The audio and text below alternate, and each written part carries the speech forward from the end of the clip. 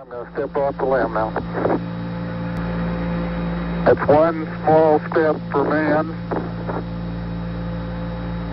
one giant leap for mankind. So, I don't know if you guys want to get into the science now, but we can definitely do it, or we can talk politics. It doesn't matter to me. So, if we talk politics, I definitely say that my views are my own and not the official views of any of the institutions I'm affiliated with. Well, I was going to actually, off of that, ask you, how many there where it's not Trump and Biden, and how do we get to that one, or one of them? How do we get to essentially a system where we're not bound to Democrats and Republicans? Well, that would be great, but I meant like in a different universe. Like, how many different universes are there? Oh, how many different? You cut out there for a minute, so I had to superimpose what I think you said. So, how many universes are there? Right? That's the question? Yeah. Or how many different, like, branched off versions of this are there? Whatever this is. Yeah, so it depends on what interpretation of quantum mechanics you want to use. Now, we discussed beforehand, one of the things we wanted to talk about tonight was the many worlds interpretation, right? Yeah, that's what I'm talking about. So many worlds interpretation of quantum mechanics. How many universes? The short answer to that one is now. Let's start from the beginning, because I don't think that we can really make sense of the answer without understanding what many worlds interpretation says, right? So Who was the guy that proposed this? Yeah, no, you're good. His name was Hugh Everett, and he proposed this in 1957, and it was his PhD thesis at Princeton. And his PhD advisor was John Wheeler. Have either of you guys seen A Beautiful Mind? Yeah. So when John Nash is at Princeton and he's vying for the fellowship after graduation, they mention Wheeler Labs, and that's the position he ends up getting.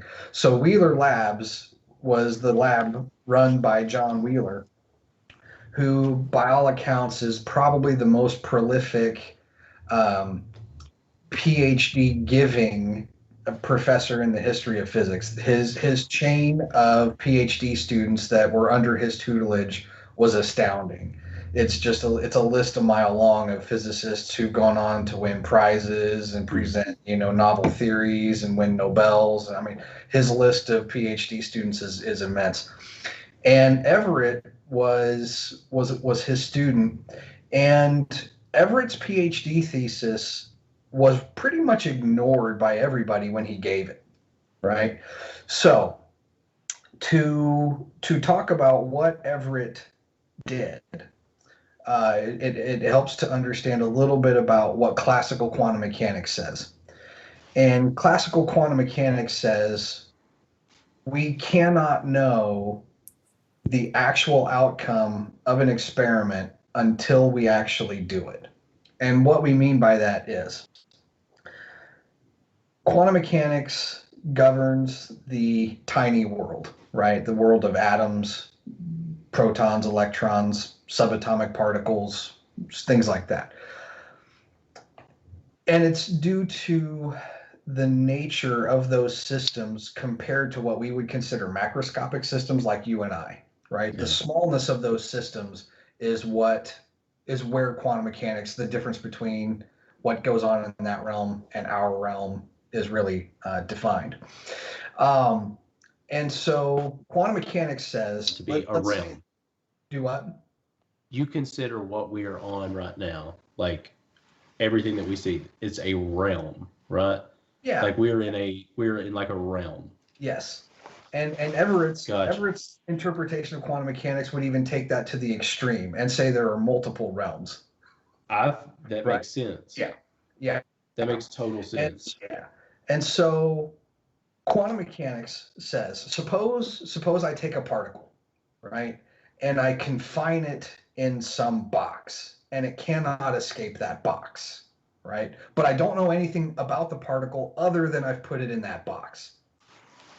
Quantum mechanics says that if I try to make some measurement with relation to that particle, like try to measure its energy, then that energy that I try to measure can only obtain specific discrete values. That's where the word Because you're doing it, right? Well, it's because the energy levels are all quantized, so there's only specific energies that are available to these quantum systems. So that's where this quantum term comes from, is the fact that these energy levels can only take specific values. So if I measure the particle's energy, I know what the answers ought to be, or I know the pool from what my answers ought to be, right? But they will only be a set of specific values. I can't get just some random value. It will only be a set of specific values.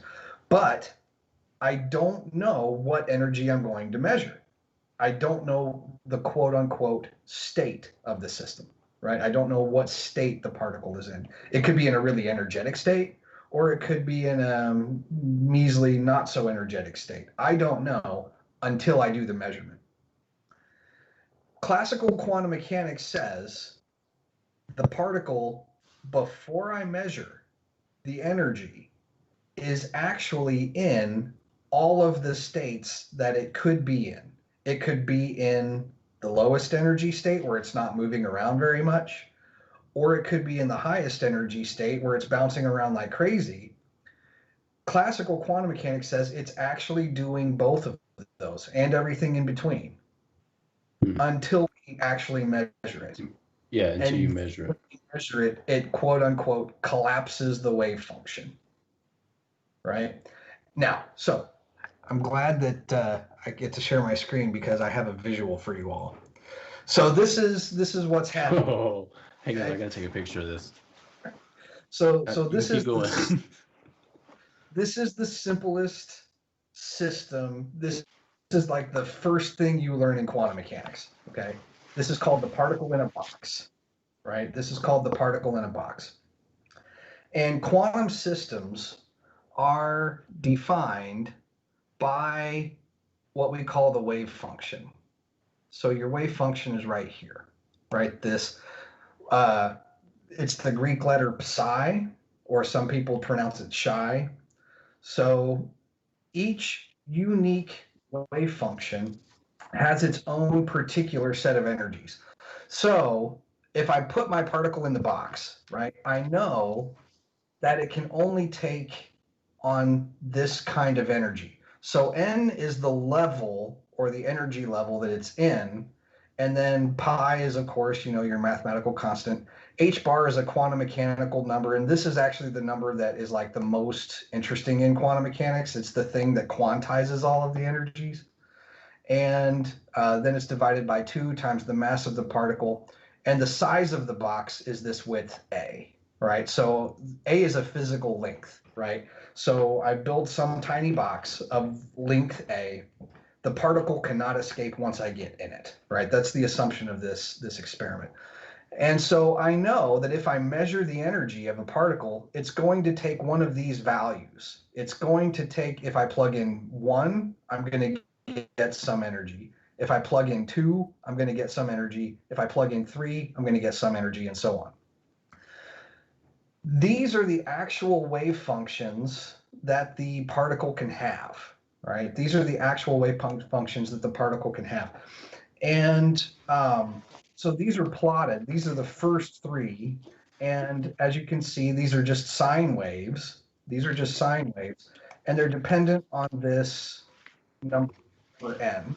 So if n equals 1, this is the simplest wave function. And we would say that the particle is in the ground state. If n equals 2, the particle is in the first excited state. If n equals 3, the particle is in the second excited state, and so on. If I plot this function, if I plot that function inside my box, I get the blue line. It's just a simple half of a sine curve, right? If I plot the second one, then I get the green where I get a full sine curve. If I plot the third one, then I get 1.5 sine curves. So, and then it just continues from there. The fourth one would be two full sine curves and so on. So the wave function, the way that we interpret the wave function is that the square of the wave function relates to the probability of where the particle is. So that's what this box down here means, right?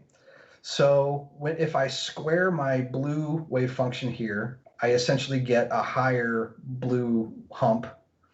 If I square the green sine wave, then I just get two humps. And if I square the red sine wave, then I get three humps, right? So what classical quantum mechanics says is if I know nothing else, I just dump my particle into this box. It can't escape, and it starts to move around, and it has energy and all that kind of stuff. What classical quantum mechanics says is that the particle, before I measure it, is in all of the states simultaneously. But then when I make a specific measurement, that forces the particle down into one of these. And then once it's collapsed, that's what we call collapsing the wave function. So the initial state of the system is all of these added up together.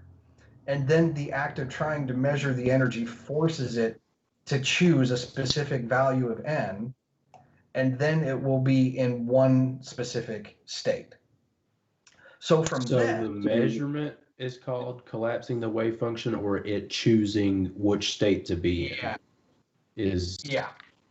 So when I actually physically make the measurement is when the particle is forced to pick where its energy is going to be. And that specifically is what's called collapsing the wave function. Yeah. Okay. So that's what collapses the wave function. And so then the wave function goes from being all of the possible states together down into one specific state, like, the n equals 2 state. Yeah. So here, then, okay, so let's say that it does choose the n equals 2 state, right? At that point, then the probability distribution would be the green one, but to make it a little less busy, you would have something that looked like this, right? So the probability density would look something like that, which means, and what that means is, now that the wave function has chosen a specific state, that also restricts where the particle is most likely to be inside the well. So the humps here now refer to probabilities of position. So the most likely position, if I now try to measure where it is, are going to be at these two spots right here. It will not be in the middle of the well. It can't be. It can't be at either of the edges. But anywhere else, it can be in those places, but it will most likely be at the peaks of this function, right? Now, here's where Everett, and this is related to the Schrodinger's cat, by the way. That's what I was. This sounds very familiar. Yeah. So the Schrodinger's cat, says the cat is dead or alive. It's both at the same time until you open. And so you can think of that as imagining that we don't have an infinite number of ends, but we only have two of them, right?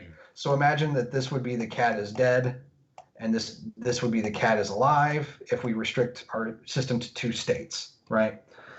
So then when you open up the box, you make a measurement that forces the cat to then either be dead or alive, right? It forces into, this state or this state, whichever one.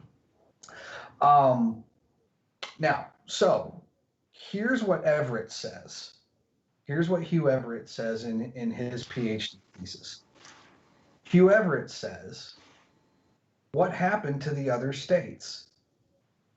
Right? So initially the particle was in the superposition of all of these states. And in this case, since I didn't know anything a priori beforehand, it really could have been in any state, and n can go up to infinity, by the way. So my particle is in this superposition of an infinite number of states. What happened to the rest of them, right? So when I make my energy measurement and I force my particle to pick, there was no necessary reason that it had to pick the n equals 2 state, right? It just did. Yeah. So what happened to the other possibilities? So what Everett says is it did pick the other possibilities in new realms. So each time you make a quantum measurement, this is what Hugh Everett says in layman's terms, each time you make a quantum measurement, all possible outcomes occur, but in different realms, different worlds, parallel with ours. But this.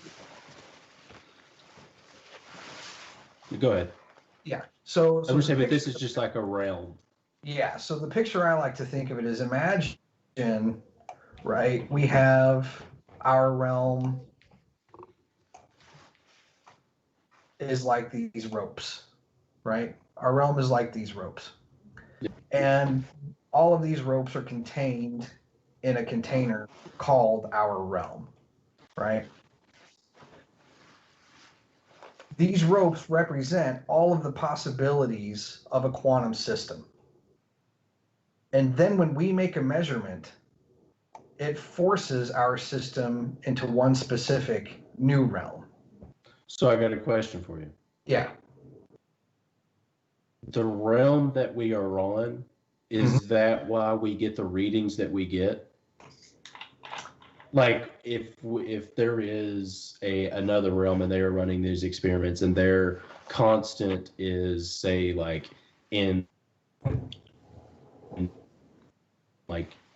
or is it choosing into, for example, just because we are on this specific realm? No, Okay. I don't think so. So what causes it to choose what it is?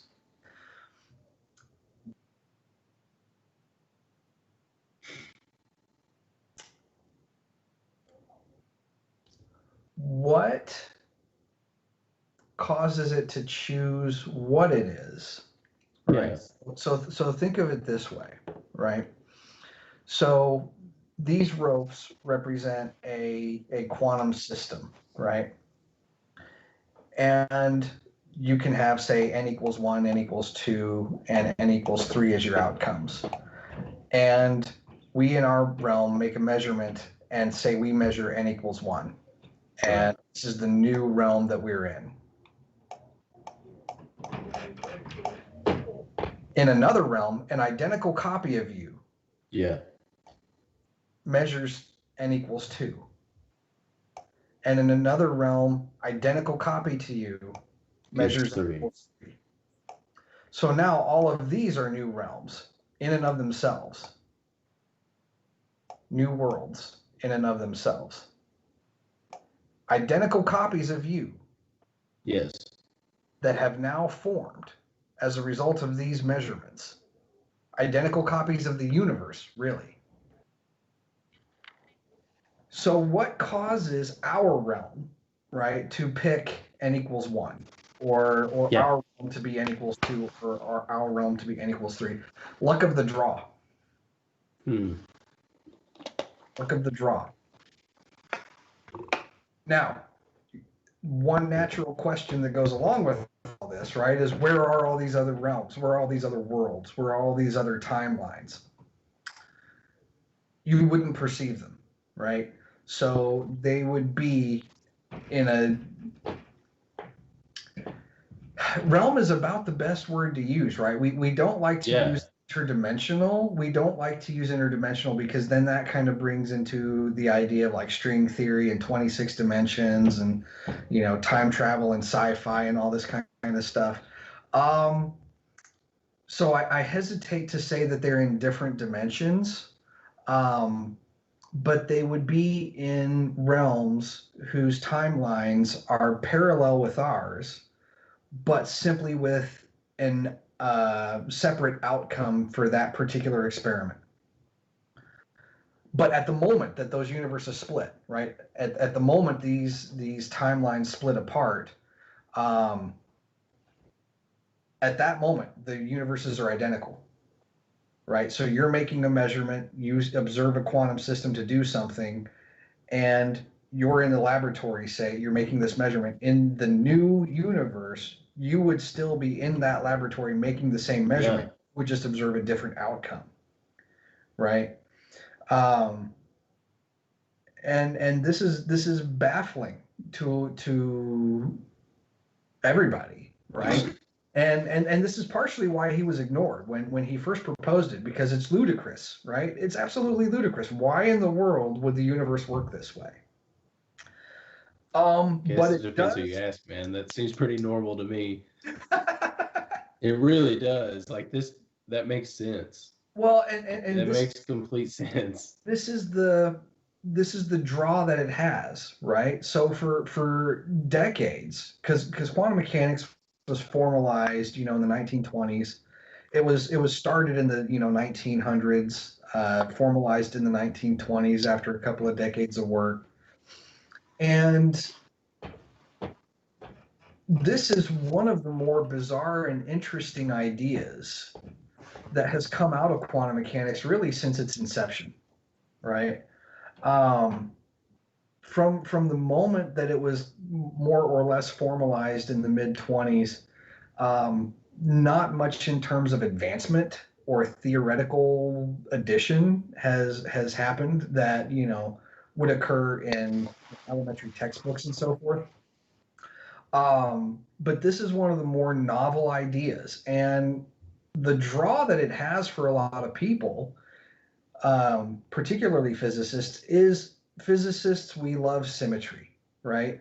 If we can look at nature and there are things that seem to reflect things that we already know, we love this, right? We love reflection, we love symmetry, we love completeness. And this answers the completeness problem, right? Where did all those other possibilities go? Well, they all happened. They just didn't happen all in your universe. They didn't all happen in your realm. New realms were created in which each possible outcome did occur. Now, this is a very simplistic picture, right? This particle in a box idea. This is like I said, this is the first example in a legitimate quantum mechanics class that you learn. This is the simplest system that there is. It's actually useful, and we use it to model some actual physical systems, but it's the most elementary system that there is, right? So of course, when you actually do a real measurement, you're going to be measuring something a little bit more sophisticated than something trapped in a box, right? Yeah. But the principle still holds that no matter what your total set of possibilities are, the attraction definitely is, well, what if all possible outcomes did happen, right? And that's a pleasant thought in the sense of completeness, right? We want all of the potential, because we want to ask why. Why didn't I get n equals 3? Why didn't I get n equals 1? Why did I get n You equals did, just not here. You did. Just and here's the really bizarre thing. A true Everettian, right? We call ourselves Everettians. A true Everettian would say that you did get all of the outcomes because it's still you in all of the other realms. Yeah. It's you. It's your essence. It's your being. It's your whatever you want to use to describe you as you, just in different realms. Now, Yeah. here's the thing, right? So quantum measurements are made by the billions and trillions all the time. It doesn't just take a researcher in a lab, right, to observe a quantum system. These things are happening naturally all the time, right? These things are happening naturally all the time on their own. So if this is true, then we've got bazillions and bazillions and bazillions of worlds, even right now, splintering off from our timeline, and It's like creating self-replication. Yeah, exactly. So in that sense, because we have so many of these possibilities, it is fair to say to a point that if something could happen, then it has happened or will happen, right? And on the one hand, that's a really fantastic idea because that means that I'm the quarterback for the Denver Broncos in one of these, at least one of these things. You've won so many Super Bowls. I won all of the Super Bowls. Literally, I have won all of the Super Bowls. Yeah, we all have. We've all done everything. We've all done everything. But on the other hand, that also means we've all done everything, right? So let me ask you a question really quick. Kind of related to this. Do you believe in God and the afterlife and all of that kind of stuff? Yeah. And that's a really interesting. It makes sense. That's why this makes sense. Because I'm a Christian. I believe in the afterlife. I this makes total sense. This is not super weird. Yeah, and I think that there are, and not just Christians, but other religious sects too, that would kind of rail against this at first, right? Because this is kind of bizarre and kind of taking control away from God and all this other kind of stuff. And my response to that is, I was raised Christian. My dad is a Nazarene pastor. My response to that is, God can do what he wants, right? If God is big enough and whatnot, then who's to say that he's not big enough to be over billions and billions and billions of universes being created all the time? I mean, so in that sense, I don't have a problem with this in terms of my personal religious views. I don't find any conflict there. There's a crazy quote, and I think it's by a physicist. He says the first gulp from the glass of natural sciences will turn you into an atheist, but at the bottom of the glass, God is waiting for you. Yeah, I've heard that quote before too. Yeah. And it's interesting, right? Because if you want to talk about this for just a moment, a lot, and I've even gotten this myself, right? The question of, how are you a Christian, or how do you believe in God, or how do you do any of this, and be a scientist, right? Some people are just, it goes very hand in hand. And the answer is that in the United States, roughly 40% at any given time of practicing scientists and science educators do practice some sort of religious faith, whether it's Christianity, Judaism, Islam, Buddhism, Hindu. At all of the institutions that I've taken classes from, we have professors from all over the world. We have professors from here in America. I've had Christian professors. I've had professors who were Muslims. I've had professors who were Buddhists. And I've had atheistic professors. But, the really good professors keep all that out of the physics classroom, right? And if you want to talk to them about it on their own time, they'll be more than happy to talk to you about it. And I have. I've talked to a lot of my professors about these kinds of things. And the legitimate truth is that most practicing scientists who have some sort of religious faith, the vast majority of them are not conflicted at all, right? Maybe they've worked through some conflict to overcome maybe some teachings that they were told they were supposed to have conflict. But once you work through that yourself, most everybody who's part of that 40% really doesn't see any issue between their faith that they practice and the science that they practice. So yeah, for me personally, I don't have any problem reconciling wonky quantum mechanics with my religious background. So.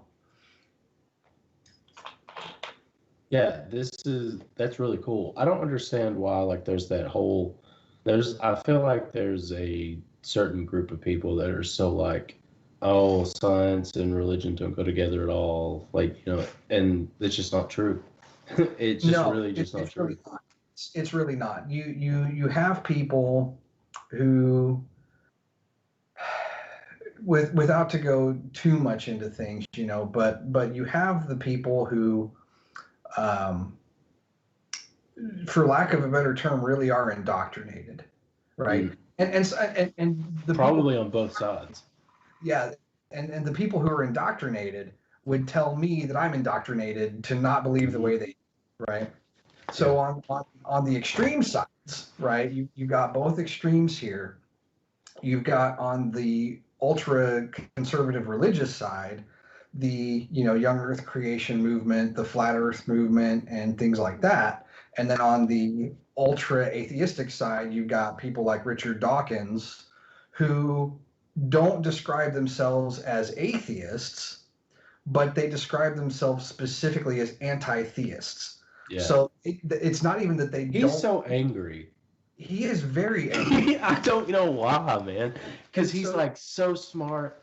He's so smart. He's very successful, but that is an angry man. Like he really is. He's really got a bone to He pick. really is. And I'll tell you, did you ever read his book, The God Delusion? No. Okay, don't.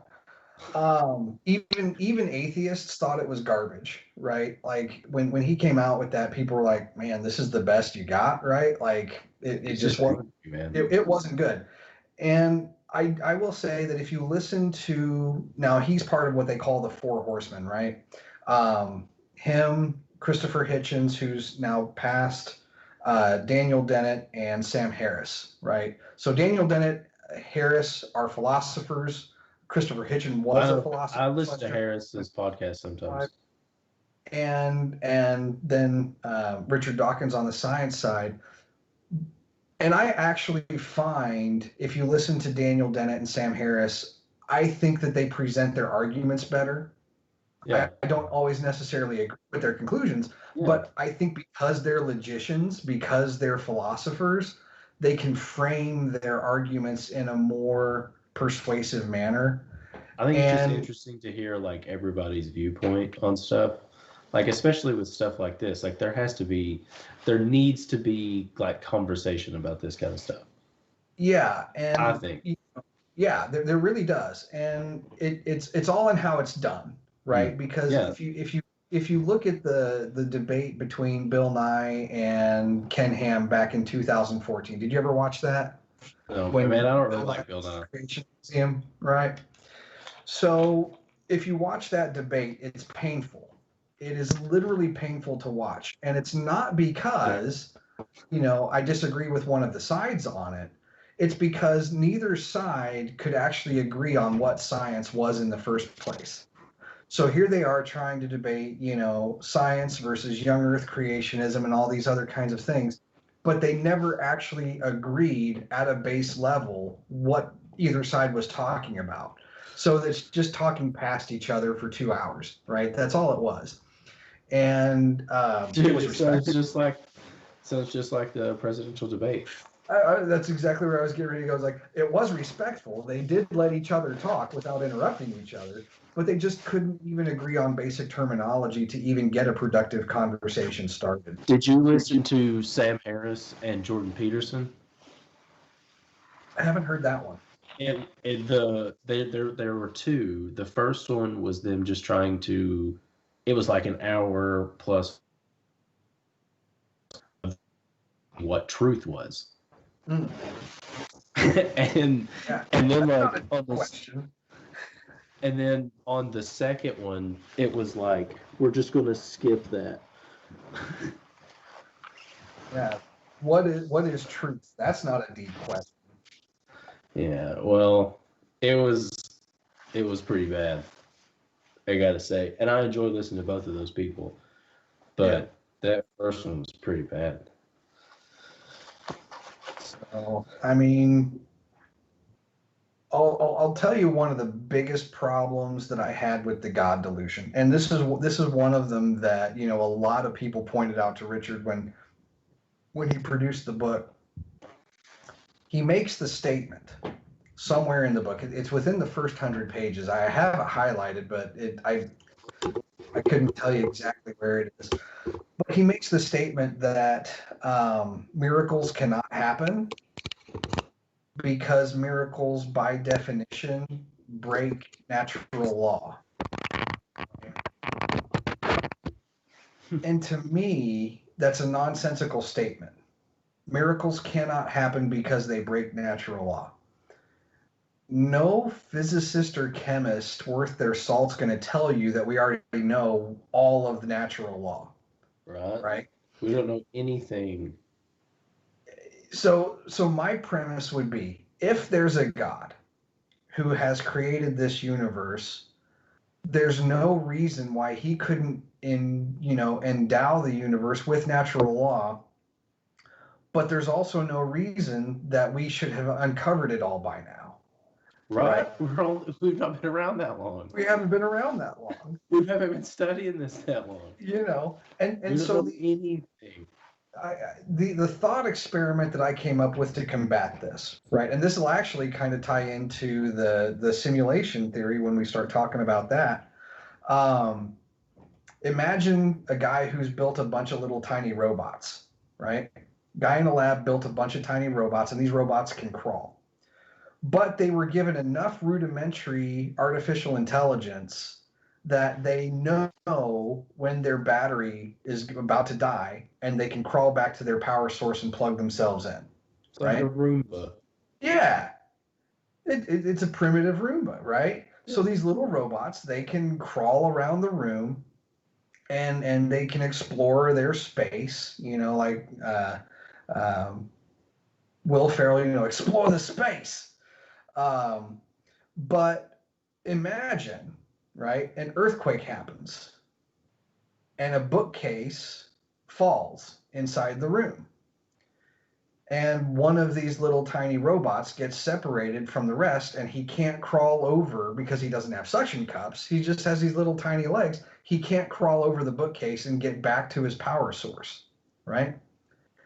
So he's just on one side of this room, on one side of this bookcase, just crawling around, cannot get anywhere useful. But then the guy who built the robots comes into the room, and he picks the robot up. And he carries the robot over the bookcase and sets the robot down.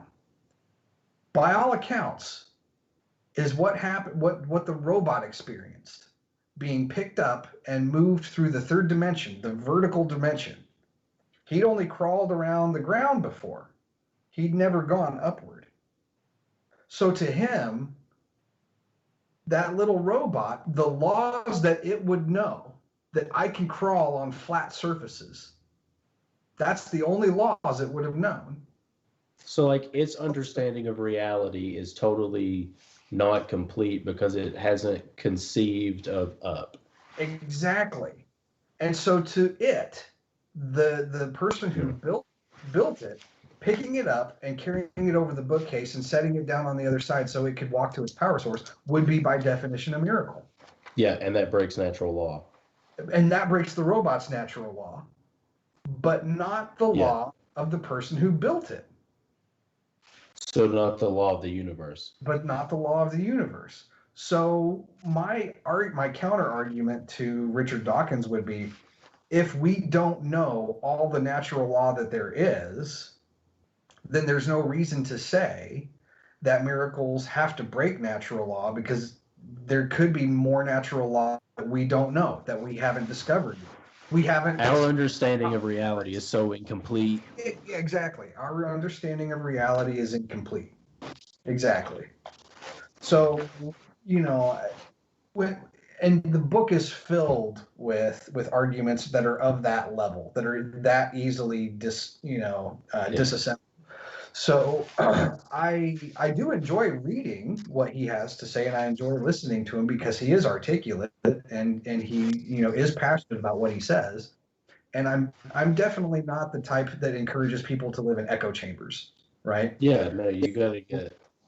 So when people talk about on Facebook, well, this person angered me with their political views, so I defriended them, or I angered somebody else and they defriended me, and I'm like, what's the use? Insane.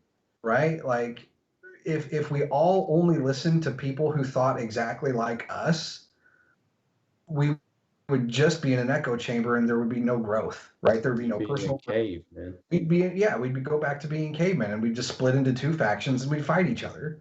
Yeah. And so living in an echo chamber to me is pretty dangerous, right? Definitely dangerous. If I only surround myself with people who think like me, and I don't listen to anybody else's viewpoints on anything, then I'm not going to be challenged in my thinking. I'm not going to consider new things that I'm not going to think of myself.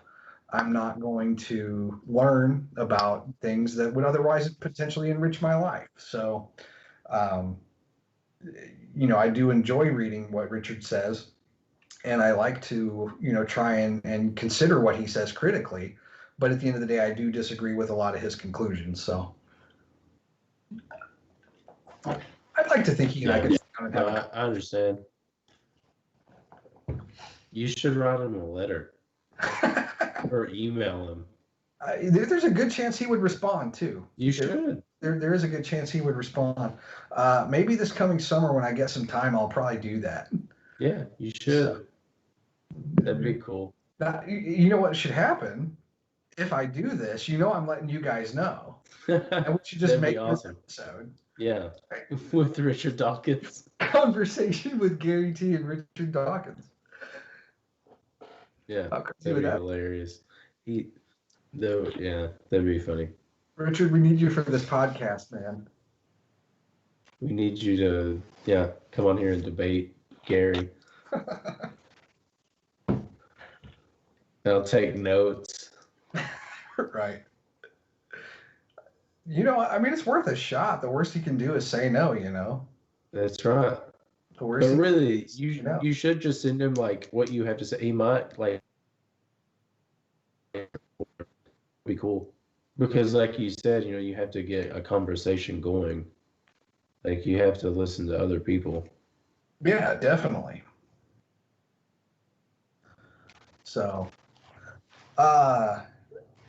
any other questions about many worlds? I mean, I know we kind of hit on that, but do you feel like you have a true sense of what quantum mechanics says yet? Well, like I said, none of that really, that makes sense. But so the reason I asked you about, your religious beliefs, as this is a realm, do you think all of these different versions of ourselves, like you said, they all have a piece of us, like maybe this is our soul existing in different realities, different, timelines, whatever, however you want to say it. And upon death, all of those different experiences make up our next, version of ourselves, like our next being. Does that make sense? Mm-hmm. Okay, so as far as the robot and it being picked up, upon death, are we going to a different realm? You know what I mean? We are, the laws of the universe are changing and we are changing along with the laws of the universe. Ooh. Now that's a good question. Is there anything like that in that field? Is anybody doing anything on that? There are some people that are exploring the intersection of consciousness and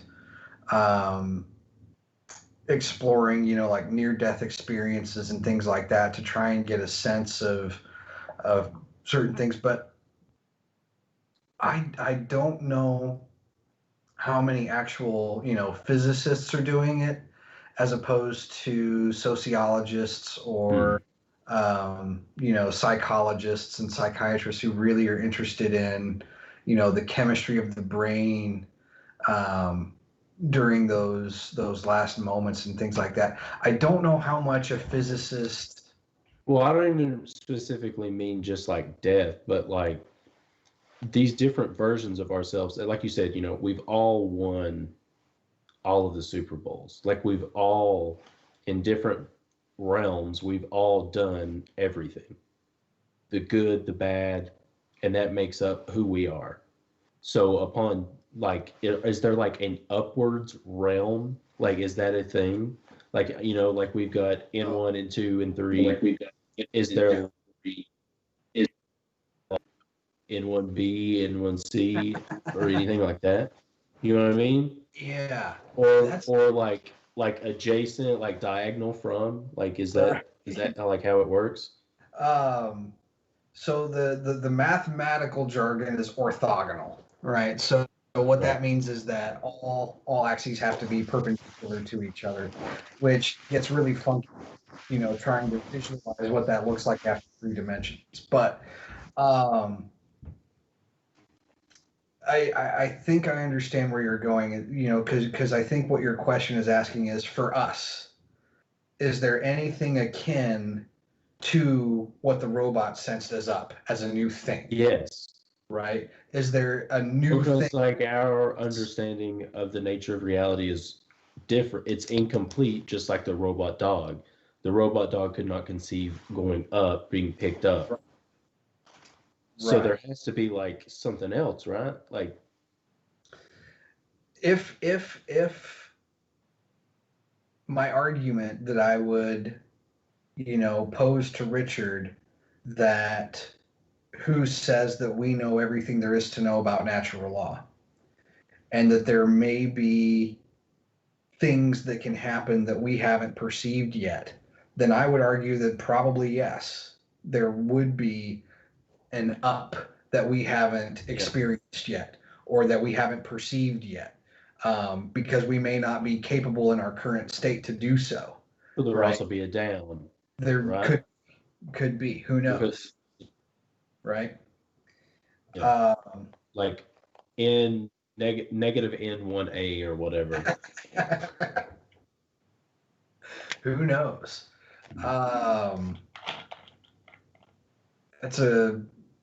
gonna have to think on that. Because that makes sense. Yeah, it does. It certainly does. And I don't know, it just it makes sense, man. And a lot, like, I know that sounds like, something. Is it really? Like, Right. The crazy thing about quantum mechanics, right? The crazy thing about quantum mechanics is once you accept the bizarre as possible, then it's really not hard to extend that to say, well, then there's not a lot that's off the table, right? Yeah, that's true. That's true.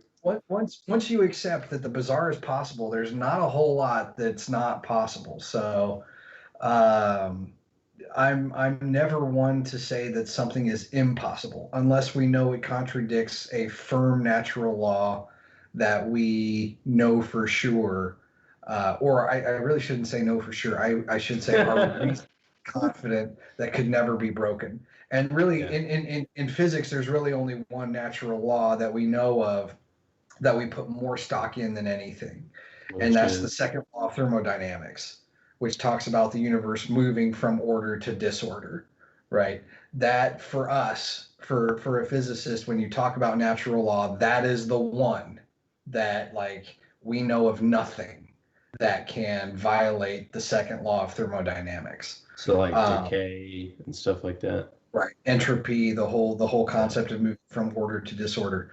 Now, on that topic, right, a lot of people like to use the second law of thermodynamics as an argument against evolution, right? Because if the world started in this hot conglomerate of rock and water and mantle and all that stuff, how did complex chemistry come out of that simplicity and disorganization if the universe wants to move from organization to disorganization, right? And what they're forgetting is the technical application of the second law says in any given process, the entropy of the entire universe has to increase. So the disorder of the universe increases. But locally, if I have high quality energy, that is being input into a system, then that particular system can go from disorganized to organized. But the entire process, when you take into account the thing that produced that energy as well, when you take that system as a whole into account, the entropy still does go from organized to disorganized. Just at So a the- slower rate. Right. So when you actually look at the energy from the sun, right, the energy from the sun is what we would call high quality energy. It's energy that we can actually do something with. We can convert into power. We can convert into, all these other different things that we can utilize, right? So the sun has high quality energy. And putting that energy into the earth does allow, whether or not we know how the chemistry worked and all of that other kind of stuff, just from a pure thermodynamic standpoint, the energy from the sun is high quality enough that it would be sufficient to allow something like evolution to be driven, right? But when you take the entropy of the sun as well into account, because the sun is constantly radiating this energy out, it is itself moving toward a disordered state. So when you take the amount of disorder that the sun is gaining and the amount of order that the earth is gaining, the sun's disorder still wins. So you're still moving the entire system toward disorder, and the entropy is salvaged, I guess, for lack of a better term. You can still show that the total entropy of the system increases, thus not violating the second law of thermodynamics. So, that's one point that a lot of creationists like to make against evolution. They say, well, it just violates the second law.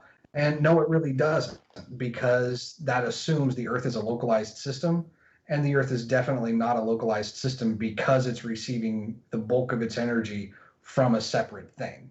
So when you take that separate thing into account as well, then you recover the truth of the second law of thermodynamics. So that's the law that, as a scientist, we say that's the thing, right? When we talk about laws, of course, there's Newton's laws, Newton's universal law of gravitation, Kepler's laws, and so on. The second law is the thing that we say there's no exception. Yeah. There's no exception to this. You can make exception to Newton's laws if you're in a specific frame. So, Newton says things like all objects at rest will stay at rest and an object in motion will stay in motion unless acted on by a force. His second law says if I have a force, it causes the motion to change, and it says how that motion will change. And then the third law says for every force, there's an equal and opposite force. And if I'm on a flat surface and I'm not moving, then Newton's laws are great. If I'm on a train car that's moving, but I'm flat on a flat plane, I'm not going up and down hills, and I'm not slowing down and speeding up, and I'm going straight, again, Newton's laws are great. But imagine playing football inside a train car, and then that train car goes around a curve, right? What's going to happen if you're a quarterback and you throw a ball, then all of a sudden the train car curves?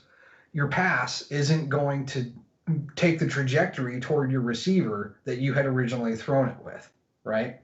Yeah. So in that frame, once the train starts to curve, you're no longer in a frame where Newton's laws are valid. So we know that we can violate Newton's laws. We know that we can violate, other laws where the way that they were formulated had a specific regime, right? We know we can violate Newton's universal law of gravitation. It doesn't work when you get down to, things like black holes, where the surface gravity is really extreme. It doesn't work there. So there are ways that you can break certain natural laws because they're not entirely encompassing, right? They have their own specific regime they work in. But the second law, we know of no system that can break the second law as a whole. So that is the fundamental rule in all of science, essentially, is the second law of thermodynamics.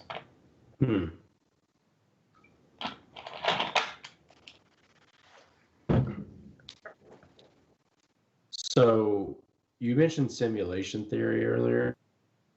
Mm-hmm. This is a simulation? Do I believe that we're in a simulation? Yeah. This one's hard. Right. This one's hard. I will say this.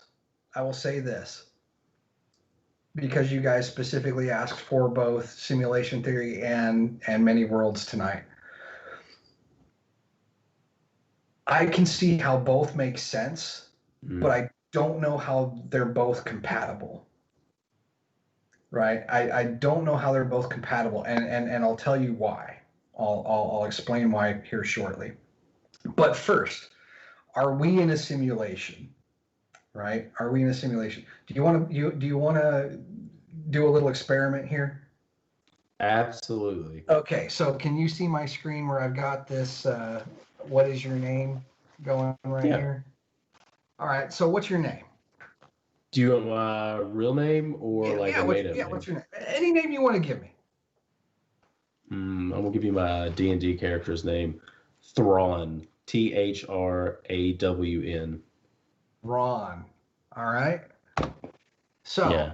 It wants to know what it can do for you. It'll either clean your house, it'll wash your car, or it'll help you run errands. What do you want? What do you want done here? Clean the house. You want to clean the house. So we're going to enter a 1 in here. Oh, man. Too bad.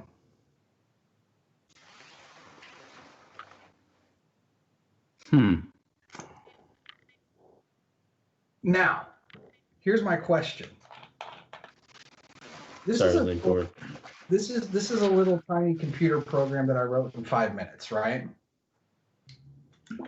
So, do you want to respond? Do you want to see the responses for the other two? Yeah, sure. So we've got the responses for the other two. We know our name is Thrawn, and let's say you wanted to wash your car. Well, okay. Why would it want to wash your car, you schmuck? Right? All right, so let's run it again, and we'll see what happens if we let it run our groceries. We want it to run some errands, and it can't do any errand running, you medieval primate.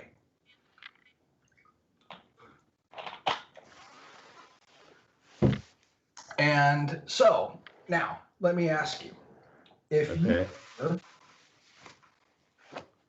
on the phone, you call a call center, say, and you heard somebody at the other end say, "What is your name?" And you say, "My name is Nick, my name is Brian, my name is Gary, whatever." And it says, "Hi, Gary, what can I do for you?" And then it gives you a list of options. If the voice itself doesn't have that computerized tone, like it's a pre-recorded voice from a person who's reading from a script, right? Right. Until you run into a point where you know you're working with a machine, you don't know that you're working with a machine, right? Yeah. So up until the point where, you know, the robot might hang up on you or transfer you to an actual operator or something of that nature, you don't know that you're interacting with a machine. Mm. Now, you just had a conversation with computer code. And we do this all the time, right? Anytime you call, you know, to get maintenance on a warranty on your car, you're almost always, you know, greeted with a, you know, computer that says, you know, "Welcome to Toyota. How can I direct your call? Press 1 for warranty issues, press 2 for sales, press 3 for," you know, you're always going to interact with the computer almost all the time when you initially call, you know, like one of those things. And those entities are intelligent enough to take what your responses are, usually, and do something useful with them. Transfer you to the proper department, get you to an operator, or whatever. So I'm going to ask you, is that conscious? Is this little tiny computer program that I wrote conscious? I would say no. I would say no as well. Right? Yeah, I would say no. I would say no. I would say no as well. But this is a very rudimentary piece of code. And those computers that you answer the phone when you call a helpline or something like that. Well, the code also doesn't know that it's code, right? Think about what you just said. I know. That's what I'm saying. Like that makes sense too. The code doesn't know. Yeah, that it's code. It's just running a function. It's just running a function. Yeah. So now I get it. Like I understand that one too. Like you've really stumbled upon something there, right? Because that being the case, code doesn't know that it's code. It just functions. Yeah. That's one of the base arguments for the fact that we could be in a simulation. Yeah, and like sometimes there are bugs in codes. Sometimes there are bugs in codes, right? A lot. There are bugs in codes. Yeah. I actually had to debug this one earlier. So the main argument for the idea that we could be in a simulation is this, right? I wrote this computer program because we have the sophistication to do it, right? 20 years ago, you still could have written it pretty much this easily, but you would have had to have a specific program on a machine like an Apple something or other with a big floppy disk, and it would have been very technical to write this primitive, what we would now call primitive language. 20 years ago, something like Fortran or something like that. And so I'll let you see what the code looks like. So Python is great, right? Python is great because it's literally, saying, okay, print the phrase, hi, what's your name, right? And then you can tell it to whatever I give you. It'll say then hello plus that, right? And then it's, hey, what can I do for you? Here's my options. And then I'm going to print either a 1, a 2, or a 3. And based on if I print a 1, 2, or 3 or something else, then it'll give me a response, right? So the code itself is pretty rudimentary and it's pretty straightforward. Why did I do this? Because I can, right? Yeah. Why did we invent computers? Because we can. We as a civilization do things because we can, right? Yeah. So, well, let me bring up my paint here again, and I'll create a new thing, because here's the logic that a lot of people use, right? So imagine there is an original race. We'll call these the original people, right?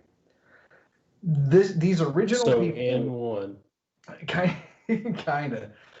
So these original people are the people who build the computers the first time, right? These are the first generation of computer builders.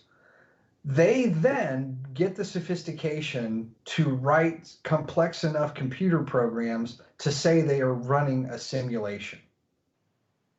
How many times, even in our world right now, would you say that people have run simulations where there are characters in those simulations that you as a person can have some level of interaction with? Namely video games. Yeah. Right? So we're at the point now where, depending on the type of game that you buy, you can, interact with an artificial intelligent character that's driven by an AI engine that can have something like a, actual conversation with you.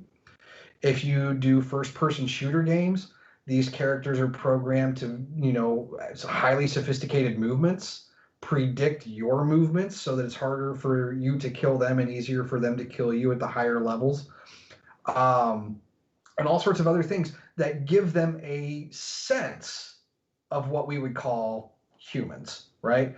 There are pieces of things that we have, our senses of motion, our intuition, and things like that, specific parts of those that these programs have copied that then give you the sense that you're interacting with something more than just a computer code, right? When I play Madden, right? When I play Madden, the computer is able to adjust defenses to my play calling, right? If it notices I play a specific play on a down and distance, it can adjust to call a blitz or, call a cover 3 instead of a cover 2 and disguise those at the line so that I don't see it and then I throw an interception. The computers are sophisticated enough to almost feel like you're interacting with someone real on the other end, right? So even if we are the original computer species, just with the sophistication that we have got in our computer games, I would already argue that there's a generation below us, and these would be our computer games, right? These would be the people in our computer games. But how many computer games involve simulated people? It'd be an infinite number, right? You would have to collect all of the video games ever and then count them up, separate them into the things that have humanoid people in them versus your original like Pong or, whatever. Yeah, just separate them out into these humans. And then you also have to count up the total instances where people ran those games, right? And at that point, you don't have just a next generation of computer simulations. You have a bazillion. Yeah. Bazillions of actual simulations. Bazillions. Right? Bazillions of these things. So you have one civilization that can build computers, but then when they actually start simulating things, they start simulating them at exponential levels, right? Bazillions and bazillions and bazillions and bazillions. So we would actually have far more simulated people than there are in the original population. Far more simulated people.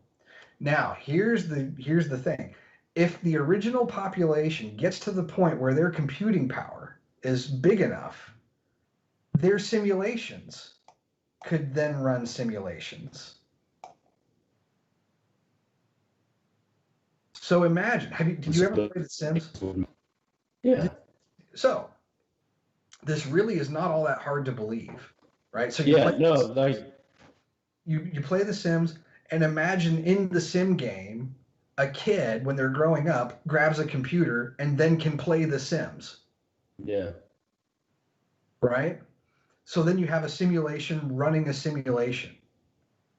And all of the characters in that second tier Sims game wouldn't know they're characters in the Sims game, just like my computer code doesn't know that it's code. It's just functioning.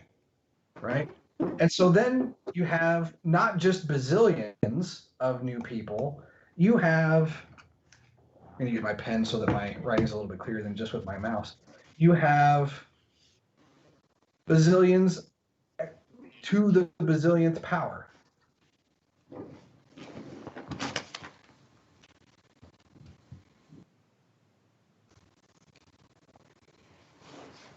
Bazillions. You would have a bazillion bazillions. And that tree would just keep going down until you reach the point where the computing sophistication of the bottom tier cannot produce a new civilization, a new simulation. And so the fact that you're already going to have exponentially more people, just even in this first tier, and even more in the second tier, means that if there is some superior race out there that has written computer code, the chances are overwhelming that we're actually in this group of people as opposed to part of the original race. That's the main argument that people make when they say that we likely are in a simulation, because there's just so many more people in these universes that were created by other beings than there are here. So is it possible that we're in a simulation? Yeah, sure it is. Here's where I say that simulation theory is not compatible with many worlds' interpretation of quantum mechanics, because every instant of a quantum event that would, bring in a new timeline or a new realm would require that much more computing power at the top level, right? It would require that much more computing power here. I don't see how all of these systems generating new, even digital realms, how you would have enough computing power at the top to sustain that for very long. Now, is it possible that they've found some way to make themselves nearly infinite with their computing power? I don't know, but it doesn't They seem, did somewhere. So Yeah. So, but it's really not a bad argument, right? Just from pure statistics. Yeah, Think about that's one that makes, yeah. So, that's a good one. yeah, it really is. It really is. And I kind of feel like in a way it's similar. Like even you're showing that there's a difference between this and many worlds.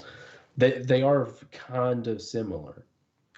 they have some similarities. Yeah. They have some similarities, because if you want to think of it, kind of in terms of what I was saying before, now you could think of, okay, so you have one race and they create one simulation, and then they create another simulation, and then they create another simulation. So now you have new timelines. Yeah. And it's possible for them, if they have enough computing power, that they'll run simulations. Yeah. And, so in that sense, the tree could look pretty similar, right? The tree could look pretty similar. It's like there are two two sports leagues or like teams in like one city. You know what I mean? But like one's baseball and like one's football. But they're both Washington, Denver, New York. But it's like the same city, but like different games. Yeah. Do you like football or do you like baseball? Right? Do you want to see touchdowns or do you want to see home runs? Yeah. They're very similar though.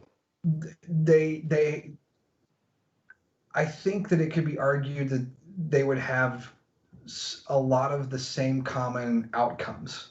Yeah. I could argue that. I think you could argue that very well. So, my personal thought, are we in a simulation? I'll say like the deep breath. I'll say this, right? So from a scientific point, and this is why some people don't like this, because some people say that this really isn't a scientific question, that it really is a philosophical question. Because there's no way to prove that we're not, right? There's no test that anybody has thought of yet that could conclusively prove that we're not in a simulation. Right? Yeah. Now, there's some people who come up with some clever ways to try and detect that we possibly could be, right? So anytime, if you come back over here to, my Python code, I didn't use anything other than integers, right? I just used, the 1, the 2, the 3, the 4, or really anything not 1, 2, and 3. But if you actually did real calculations, right, in a computer, computers can only handle so many decimal points per number, right? And so each point in your grid of a simulation can only hold so much information before you start running into rounding errors, right? Before you start running into the granularity or the finiteness of whatever the simulation will hold. So some people have surmised, what if we looked at, lots and lots of the same thing, but things that are hard for us to measure. So one person proposed looking at the energies of cosmic rays. So cosmic rays are just rays that hit the Earth from outer space. They're generated in stars. They fly through space. They come in from all these different directions, and they can hit our atmosphere. They can interact with our atmosphere. Sometimes they can make it all the way down to the ground. Sometimes they, get stopped in the atmosphere, so on and so forth. And somebody had the thought, what if we measured the energies of these cosmic rays, right? What if we measured the energies and we actually found a weird preference for their energies instead of just measuring a continuous spectrum?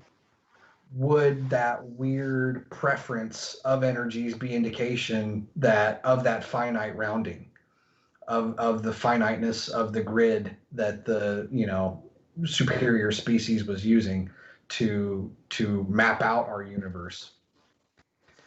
So in that sense, because there is a physical test that has been proposed, a lot of people actually do agree that this still falls enough into the scientific realm where physicists should, wrestle with this stuff and not just philosophers. Now, there are some physicists who find it balderdash, right? There are some physicists who just say, this is ridiculous. But one of the most vocal opponents to this, her name is Lisa Randall, and she's a theoretical physicist at Harvard.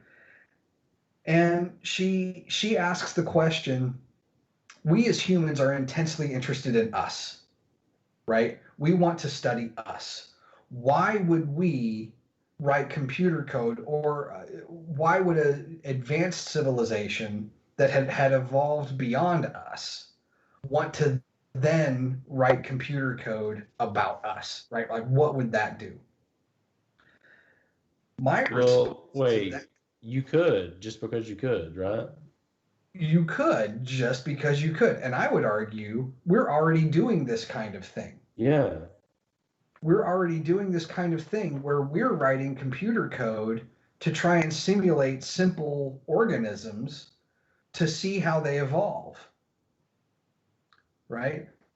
So it's not that far-fetched to look at a future civilization and say, even if they really aren't human anymore, maybe there's some new thing, some new species, that they might still write simulations about us to study us. Just the same way that we're writing computer simulations about, simple organisms. And I've got a video here, if my computer will go fast enough. So, some researchers are doing this kind of thing where they're writing computer code to try and look at how simple creatures evolve, right? What happens if we write evolutionary algorithms into simple creatures that can either just swim, crawl, walk, or whatever? And then over time, what happens? And I don't know if we'll spend the whole time watching this video, but it is intriguing that, we're doing these very things.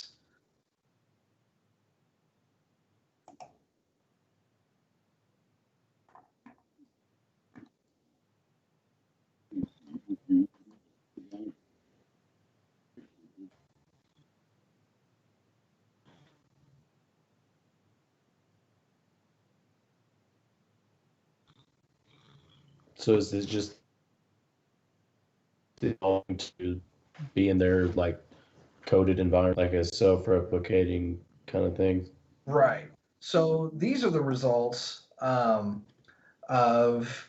all of the generations before them that got to the point where they could swim or could walk and things like that. And one of the more interesting things that they do is they eventually give some of these things tasks. So, for example, they'll have two of these robots fight over this green cube, and whoever's the closest after their encounter, quote unquote, wins. And they actually start to fight in some cases.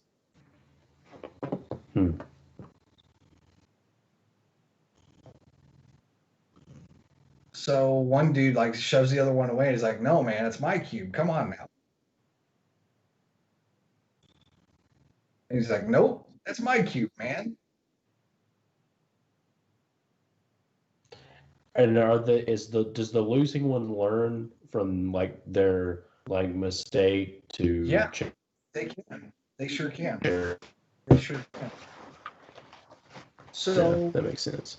So when we're talking about whether or not a future or more high-tech civilization would want to study us, and the opponents say, well, we're not interesting to them. Why would we do that?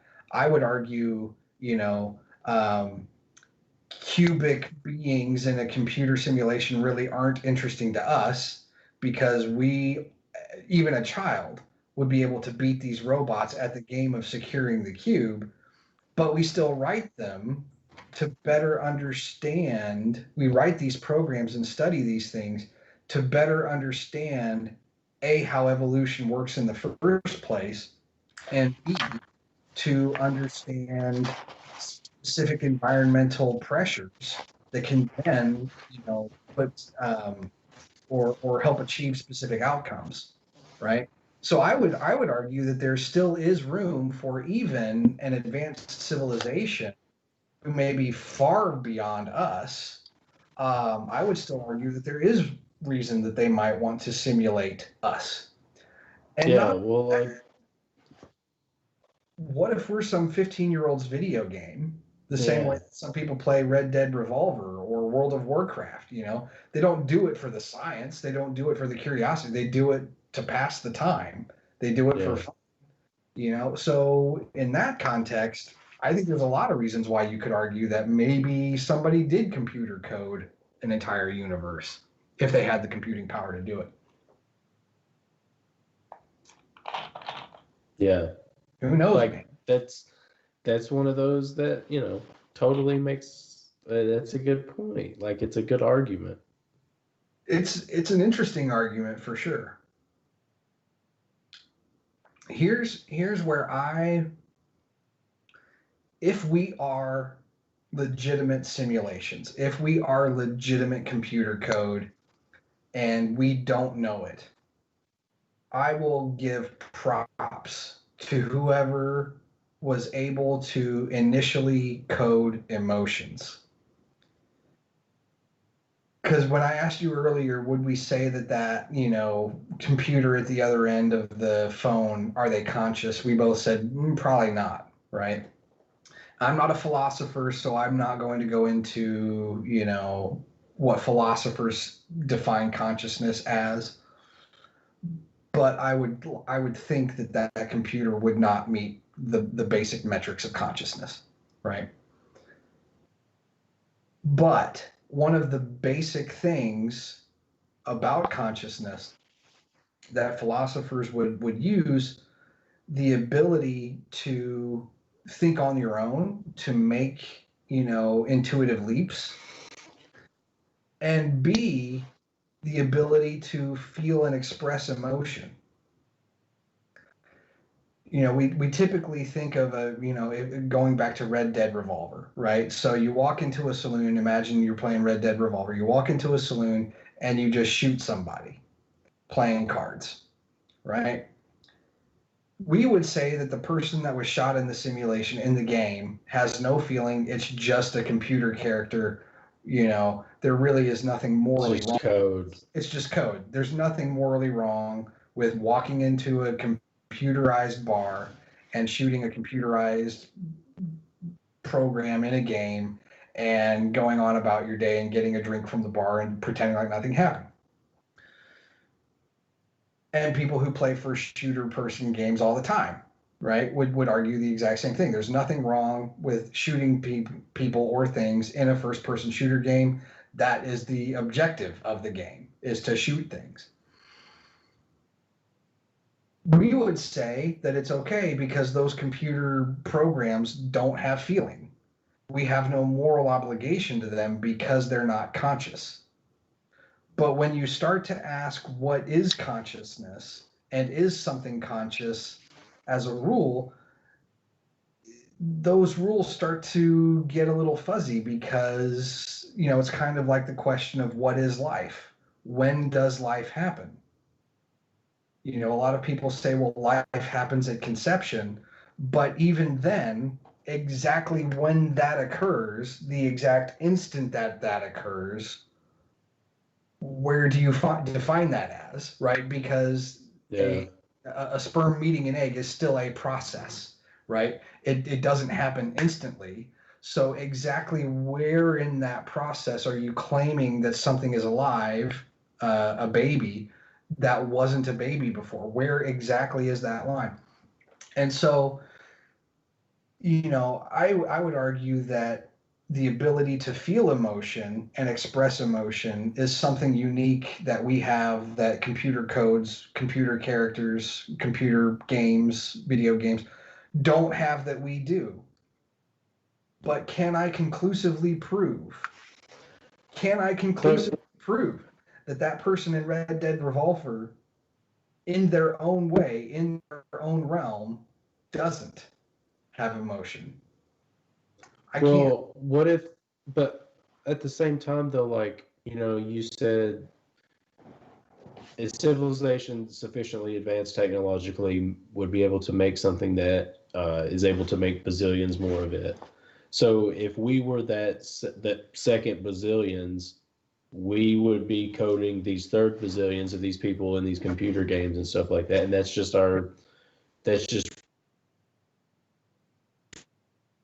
get to a sufficiently technological level so that we could code other ones that are able to code.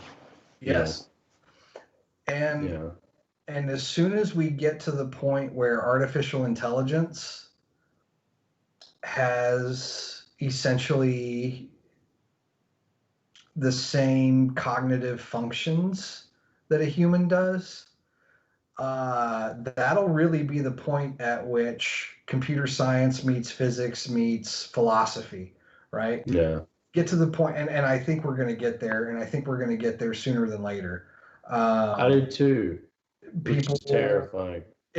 There's some ethical questions, right? There's a lot of ethical questions that surround the entire artificial intelligence field, the truly advanced artificial intelligence. I should be very careful because AI is used at a number of different levels.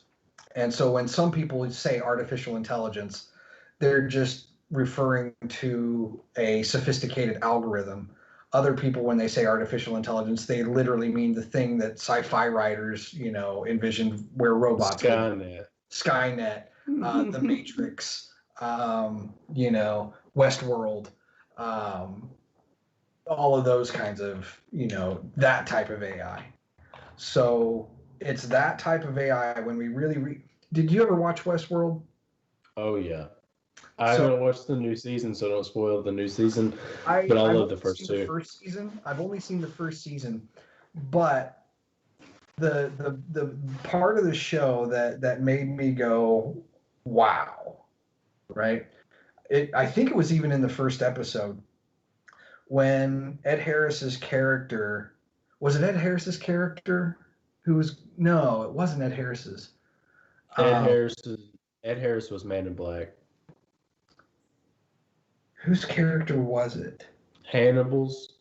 It might have been when he first goes to the resort to get inserted into the program. Oh, the young version of himself. Yeah, and he is escorted in by that beautiful woman, right? Elon's ex-wife. Or wife. Yeah, ex-wife. And he asks her if she's a computer or not, right? Yeah. And she says, would it make a difference? Yeah. Right? And that's when my mind went, right? It's Yeah, I like think about that a lot. Every time with that show. we're going to get to that point where we could interact with computers and not to know the it. extent that we may not even know, we may not realize, you know, and that's a thought. Well, think about like when computer simulations get sufficiently, that we create artificial intelligence gets sufficiently technologically advanced to start making its own religions and stuff like that. Exactly. And the truly frightening thing about that for me is not so much that it will believe it. It won't believe its own religion. It'll convince other people that its religion is true and build, convince other code. Yeah.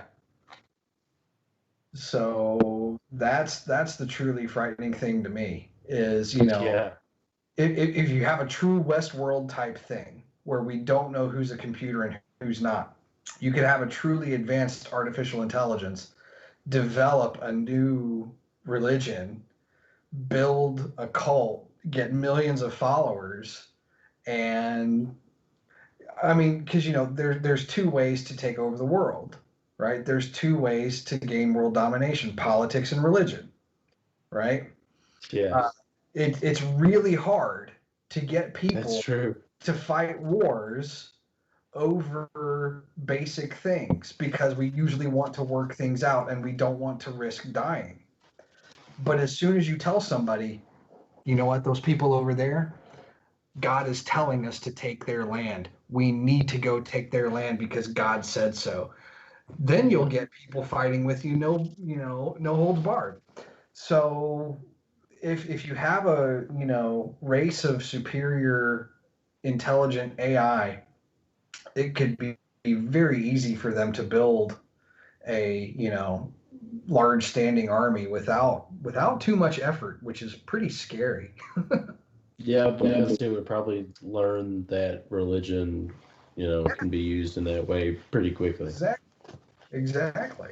I mean, you look at the Crusades, right? I mean, the two biggest religions in the world at the time, and they kind of just collided. And did it take much effort to convince people to go and fight for the Holy Land? No, not on either side.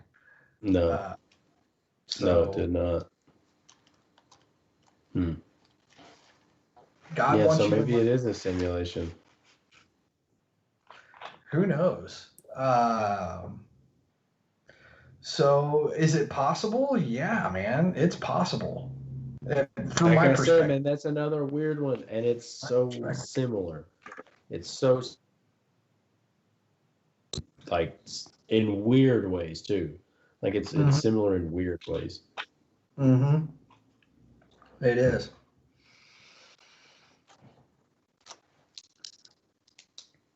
What else you guys got?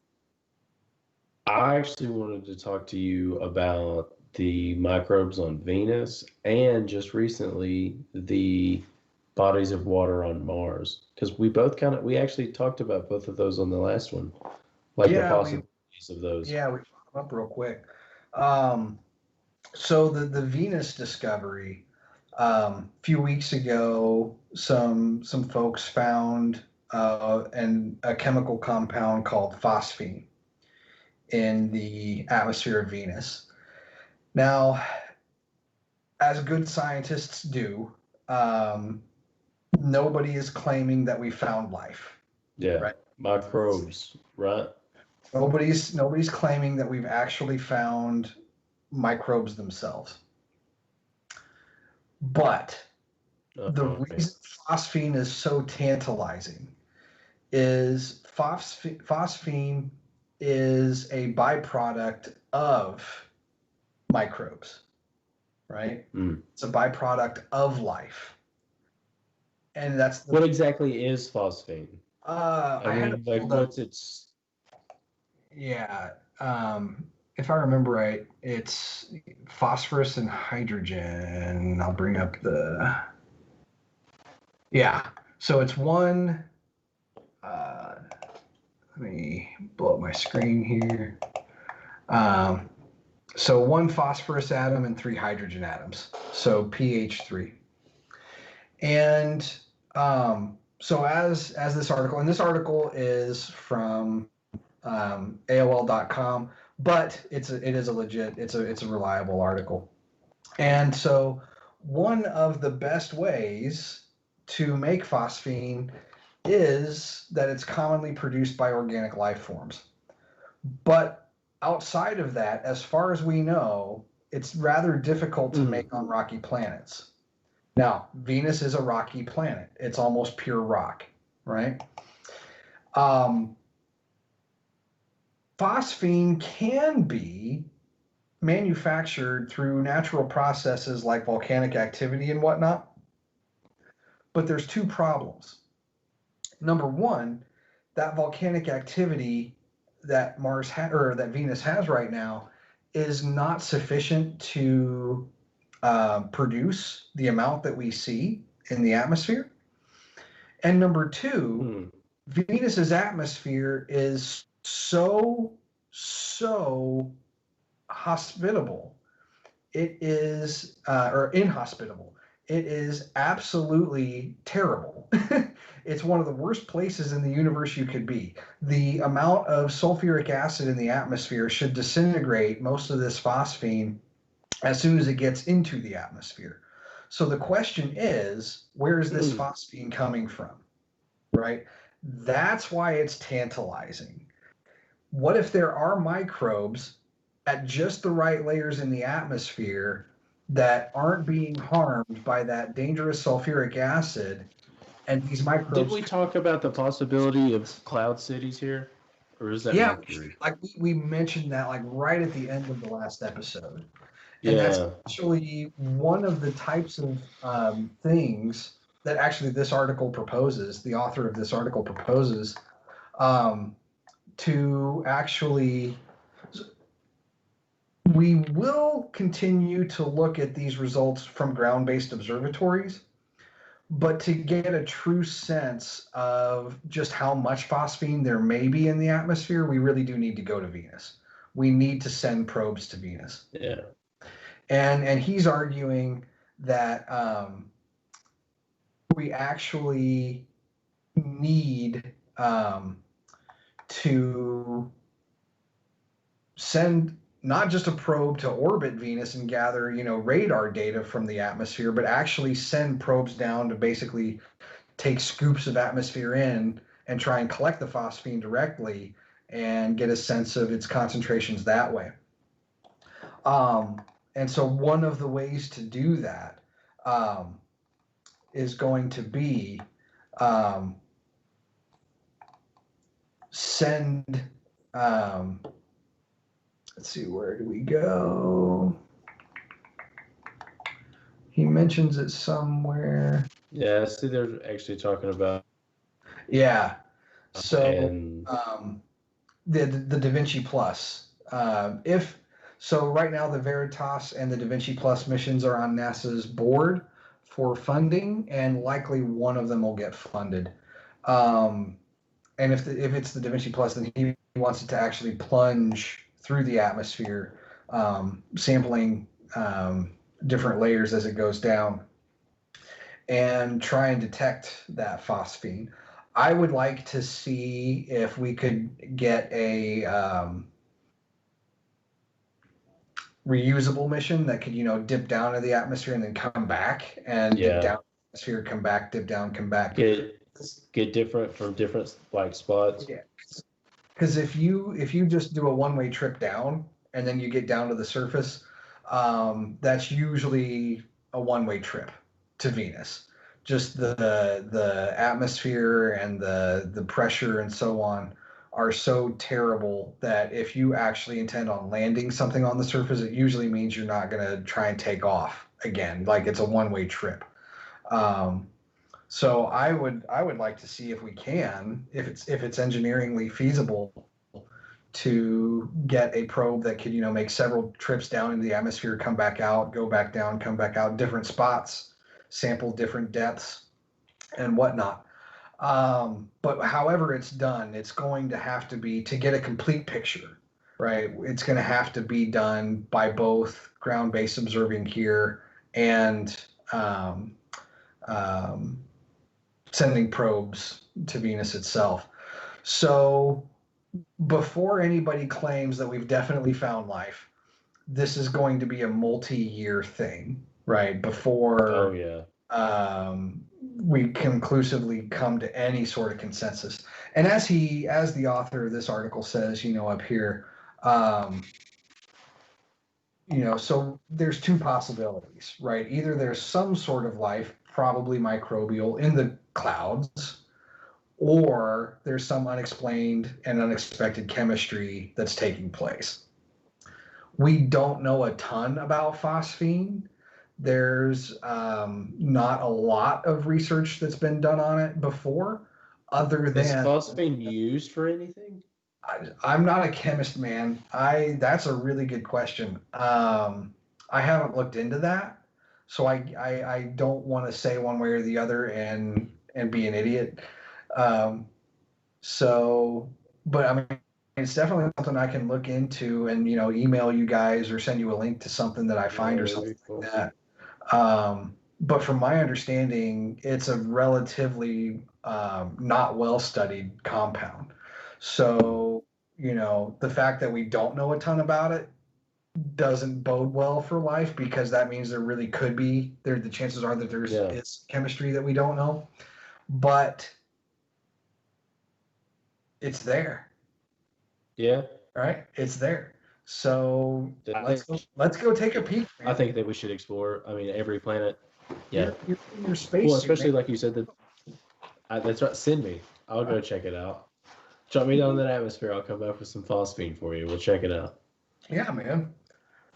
Well, they say, dress for the job that you want, not the one that you have. Exactly. That's phenomenal. So what do you think about this stuff on Mars, man? That's basically Arrakis? Is that what we're going to find out, that Mars is really Arrakis? From Dune? You got all the spices on there? Well, it's good. Bodies of water under the surface, just like Arrakis. I think minus the spice, it will be Arrakis.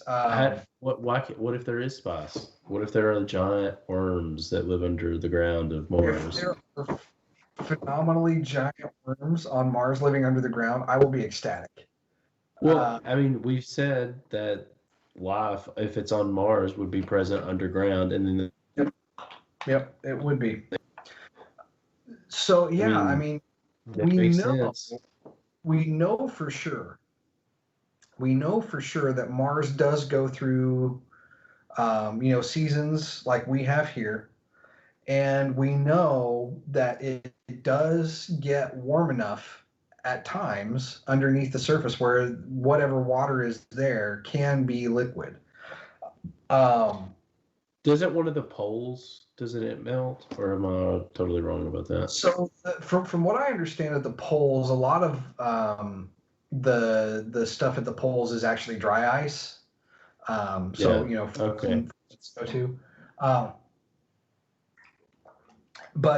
even it melts and recollects, right? Yeah. Just like the ice at our poles do each season. But we know for sure that there is water on Mars. We're reasonably sure that the announcement about those lakes that it found underneath some of the southern hemisphere seems to be legitimate. And if that's the case, then those are not small bodies of water, right? We're talking stuff like comparable at minimum to something like, at least one of our Great Lakes. And so when you have a body of water that size, man, it's tantalizing. It's Dune, man. Like it's Arrakis. Mars is Arrakis. I would be ecstatic. I'm totally of the ilk that, I really believe that if the circumstances are right, given enough time, life will probably develop. There are some makes sense. biologists who will disagree with me on that, but there are some who would agree. But there are some biologists who would disagree. But scientists as a community are nearly split on that issue. But when 50% of scientists say something is possible, you know, that's good enough for me to say, you know what, maybe there's something there. Yeah, maybe that.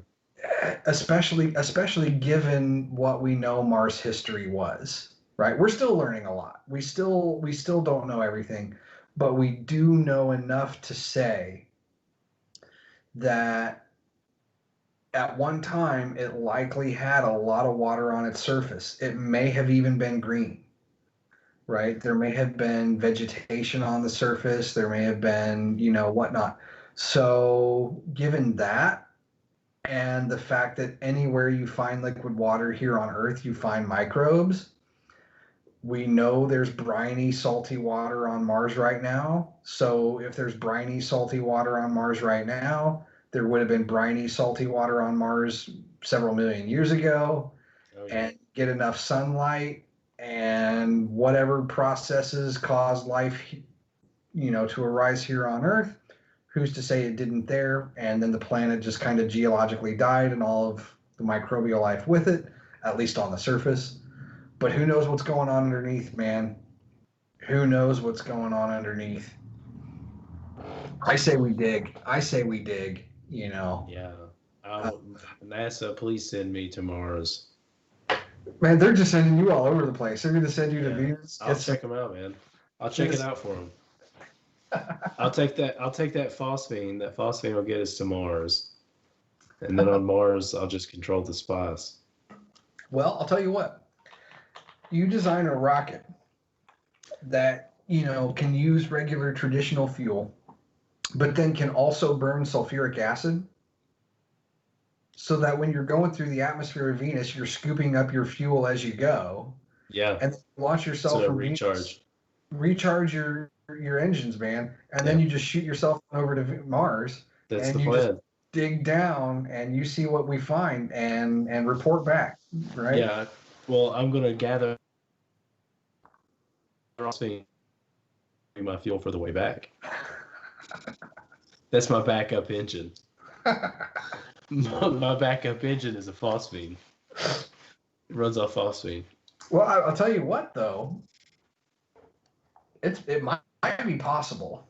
It might be possible because if electrolysis would work, right, you could do pretty much the same thing with the phosphorus and the hydrogen that people do when they do electrolysis with water. And, you're basically separating the oxygen from the hydrogen, and then you collect the hydrogen to burn in your hydrogen fuel cells. You could have a hydrogen-powered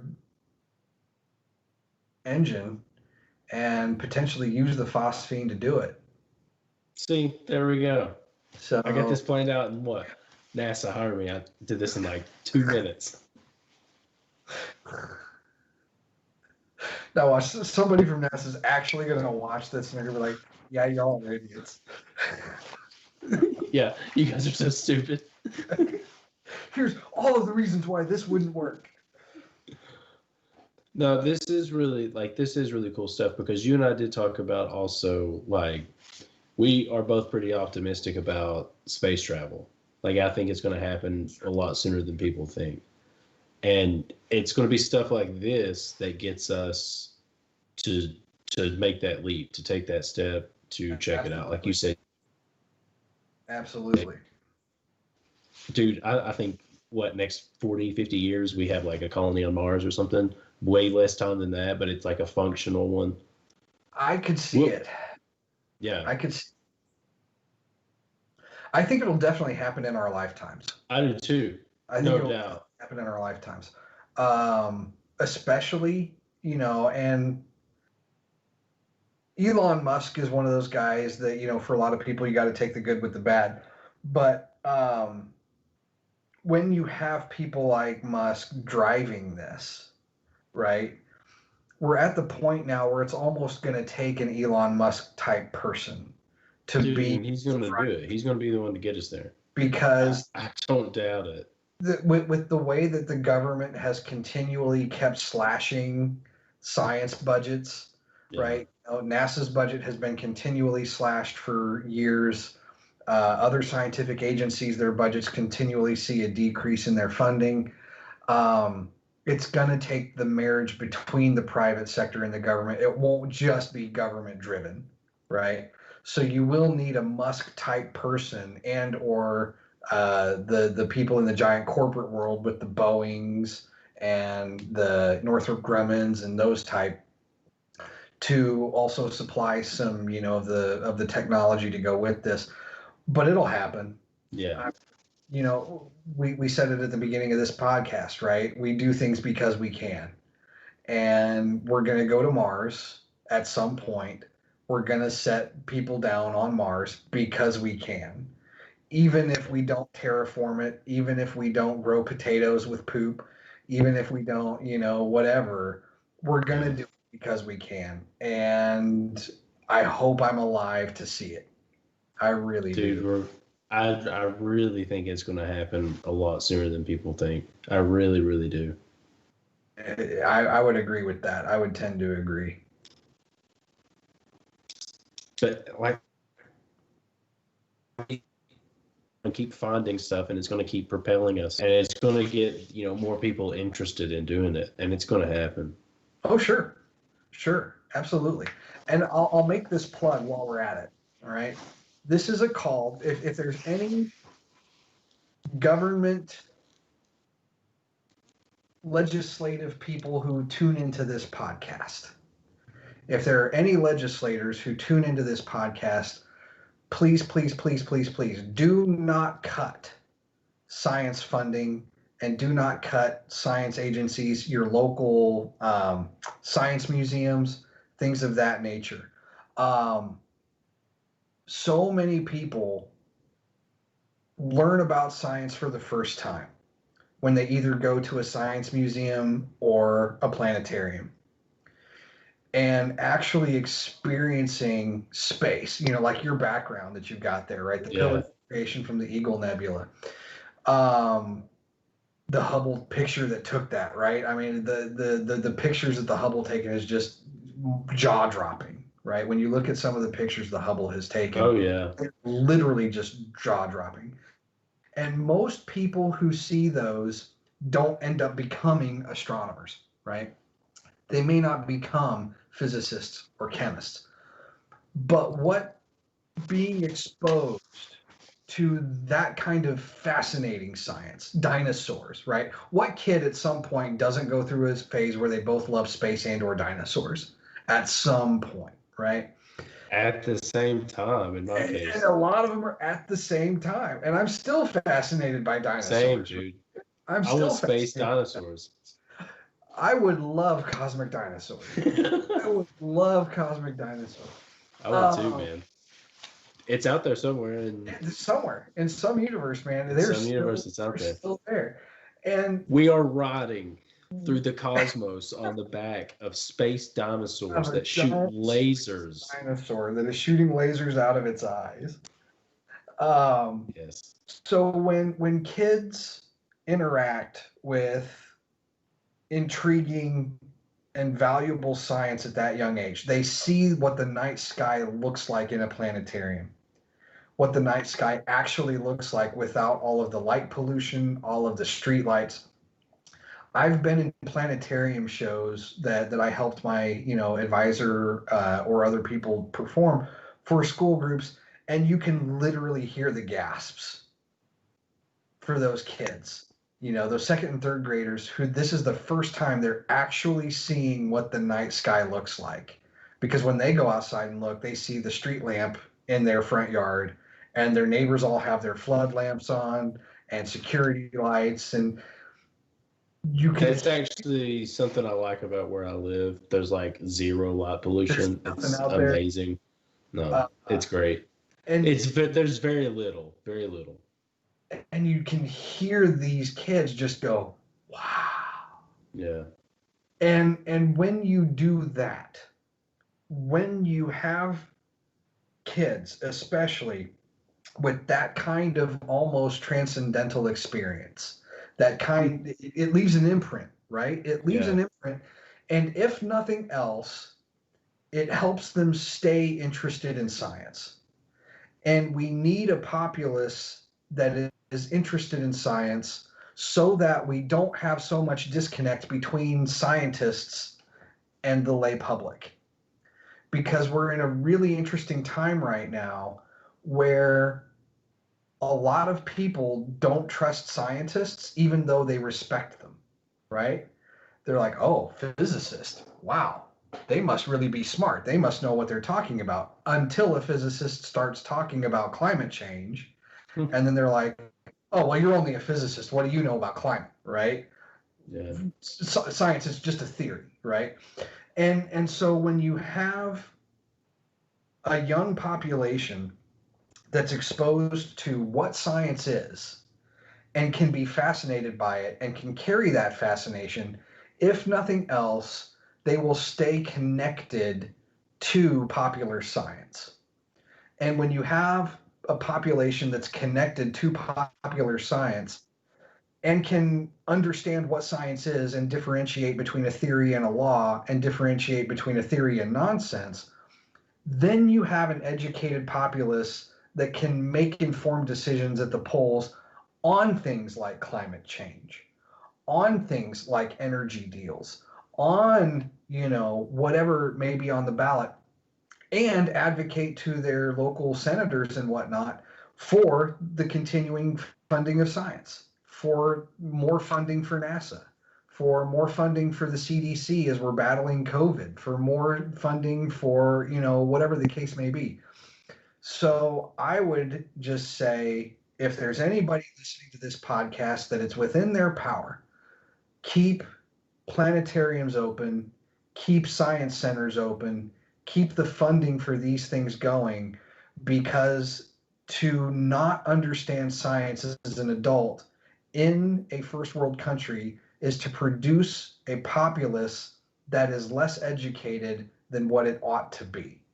Is science the only thing we need to know about? Sure, not, right? We need to be educated as voters on an array of things, but science is one of those things. And if you want to continue to enjoy developments like the iPhone, if you want to continue to enjoy developments like the internet, if you want to continue to enjoy technological advances that can cure cancer, cure COVID, vaccines for new diseases as they come up, vaccines for old diseases that we don't have vaccines for, any number of things, then we need funding for the sciences, and we need support from the public to invest in that endeavor as we move forward. Dude, I definitely think that investing in science and education is probably something that should be in the forefront of a lot of our government spending, but it's not, and it should be. Not. Education, the way we do education here in this country baffles me, right? Yeah. It truly baffles me. We want grade school teachers to essentially perform miracles. Going back to that word, miracle. We're going to continually your funding for your classroom, but we're going to give you more kids. Oh, and by the way, here's increased state standards you have to meet, and all this other kind of stuff. And it's like, what? Yeah. What? And if you don't do a good job, then you're going to get fired. And I'm just like, what? What is going on? It doesn't make any sense. We've got to figure it out somewhere. You're not going to worry about it, man. You're going to be on Mars. Listen, I'm going to be on driving around in my Cybertruck on the surface of Mars. Seriously, dude. No, I really hope it happens in our lifetime. I really do. I want to see it. I do too. I want to see it so bad. That would be so cool. I can't even imagine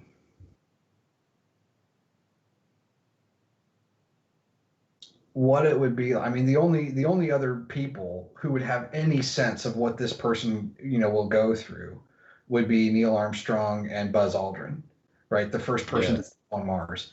The only people who could even have any sense of that moment would be those two, But to be the first person to actually step foot on Mars, on a different planet, not a moon, different planet, a different not planet. our moon, but a different planet. Yeah. It takes 3 days to get to the moon, right? At current, Like rockets, 6 years right now. and to get to Mars takes about 3 months. When we're favorably aligned in our orbits, it takes about 3 months. So, you're talking a factor of what? 3 months is 90 days. So you're talking a factor of, 30 times longer.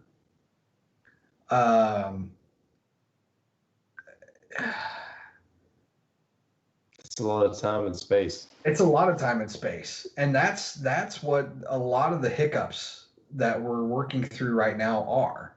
How do you build a spacecraft that can carry the fuel and the people, right? Because sending a rover is one thing. Yeah. Right? Something that's not coming back. Something that's not coming back. Something that has its own internal batteries, right? See, dude, that's why I think we're going to do a colony. I really do. I really think that's going to be, and they're going to build, they're going to have everything that they need. They're going to set up a colony, a base, a science, laboratory, build their own rocket, and that's how they're going to come back. That's a possibility. That's a possibility. Because, sending a rovers have their own internal batteries, right? And those batteries connected to solar cells, and it's all one unit that's your payload. That's all there is. But as soon as you start putting people on there, your complexities of your spacecraft go up exponentially, right? Because as soon as you put people on there, you need a lot more room, number one, because you're not going to keep, multiple people, 4 or 5 man crew in a room the size of the Apollo capsules, right? You're not going to spend 90 days in a 10 by 4 cube, right? It's not going to happen. So you need more space. You need place for your food. You need to pack a lot of food. And you need to a lot of food. A lot of food. You're going to need to pack exercise equipment. You're now starting to, on the spacecraft itself, you're increasing your radiation shielding for the amount of time that those people are going to be out in space. You are increasing your waste disposals, right? So if people need to poop in space, now you need a bathroom on top of everything else.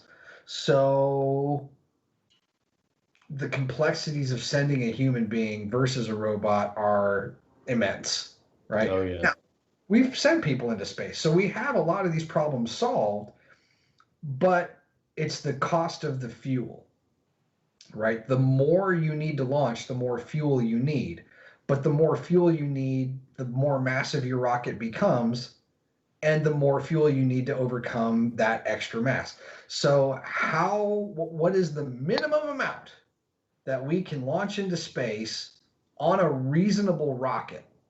That's the question that's really being asked. I really believe that we're already at the point where we can put a small habitat on Mars. I think technologically we're definitely there. I think technologically we're there. Yeah.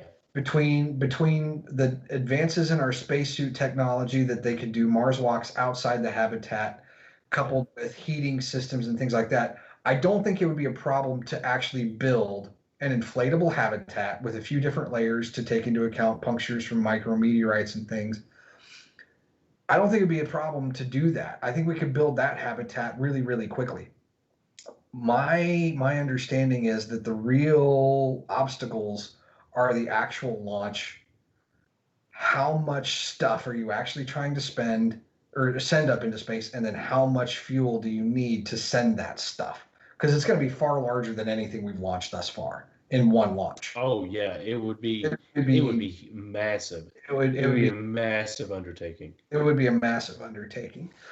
So from where I'm sitting, that's one of the bigger challenges, is how to get the launch underway in the first place. Once you're in space, you're cruising, right? Once you're in space, you're there. Good old Newton coming back with his first law, right? Once you're in motion, you stay there. In motion. So you don't really need to do a whole lot once you're on the way. Once you've broken Earth's gravity, you've got on your correct trajectory, there's not a whole lot you have to do until you get to Mars itself. And then you got to burn to slow down. Then you got to burn to get into the atmosphere at just the right point and land hopefully at your chosen landing site.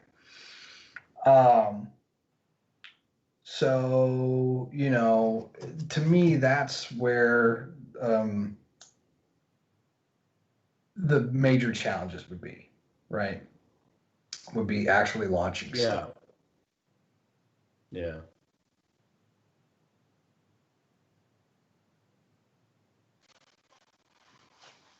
I think we actually had one fan question on Twitter. All right, let's hear it. Let's see. Nick, can you pull that up, or do you want me to just find it on the... Yes, I think I can do it.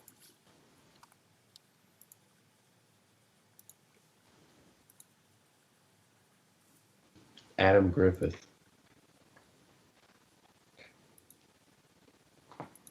With the lone question. Let's see. Adam Griffith? Yep. I do have to ask, this isn't the former kicker for the Alabama football team, is it? The one and the same.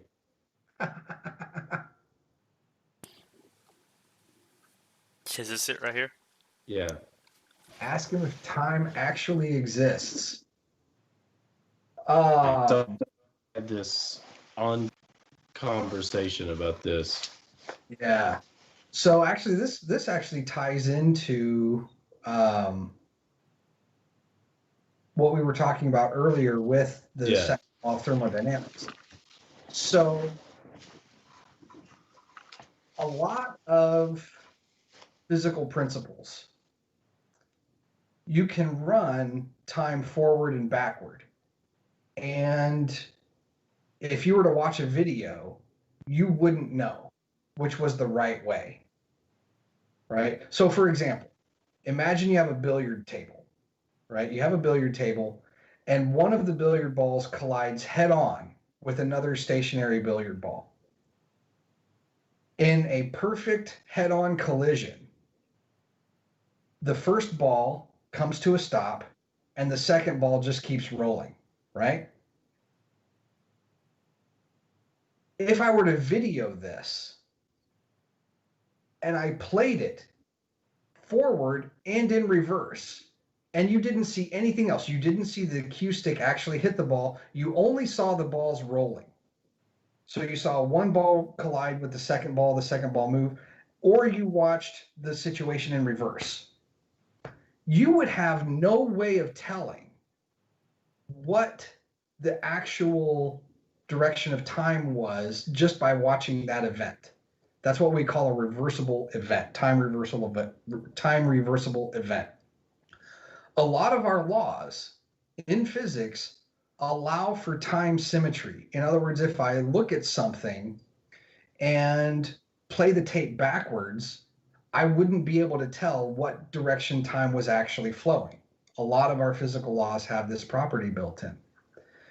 It's actually the second law of thermodynamics. Because systems tend toward an organized system to disorder, a high energy state toward a lower energy state, that actually gives time its arrow. From a physicist's perspective, it's the second law of thermodynamics that as systems tend toward from order toward disorder, that actually gives time its arrow. Because if I run my video backward I can always tell what direction that process is happening. I can tell if things are getting simpler and more disorganized, or if they're getting more complex. So an example of this would be, imagine you have a hot cup of coffee, right? Imagine you have a hot cup of coffee and I pour a little bit of creamer in, and then I stir the creamer. What happens every single time I stir that creamer? The creamer goes from being a little tiny concentration toward the top, and as I stir it, it then moves to be essentially uniform throughout the coffee.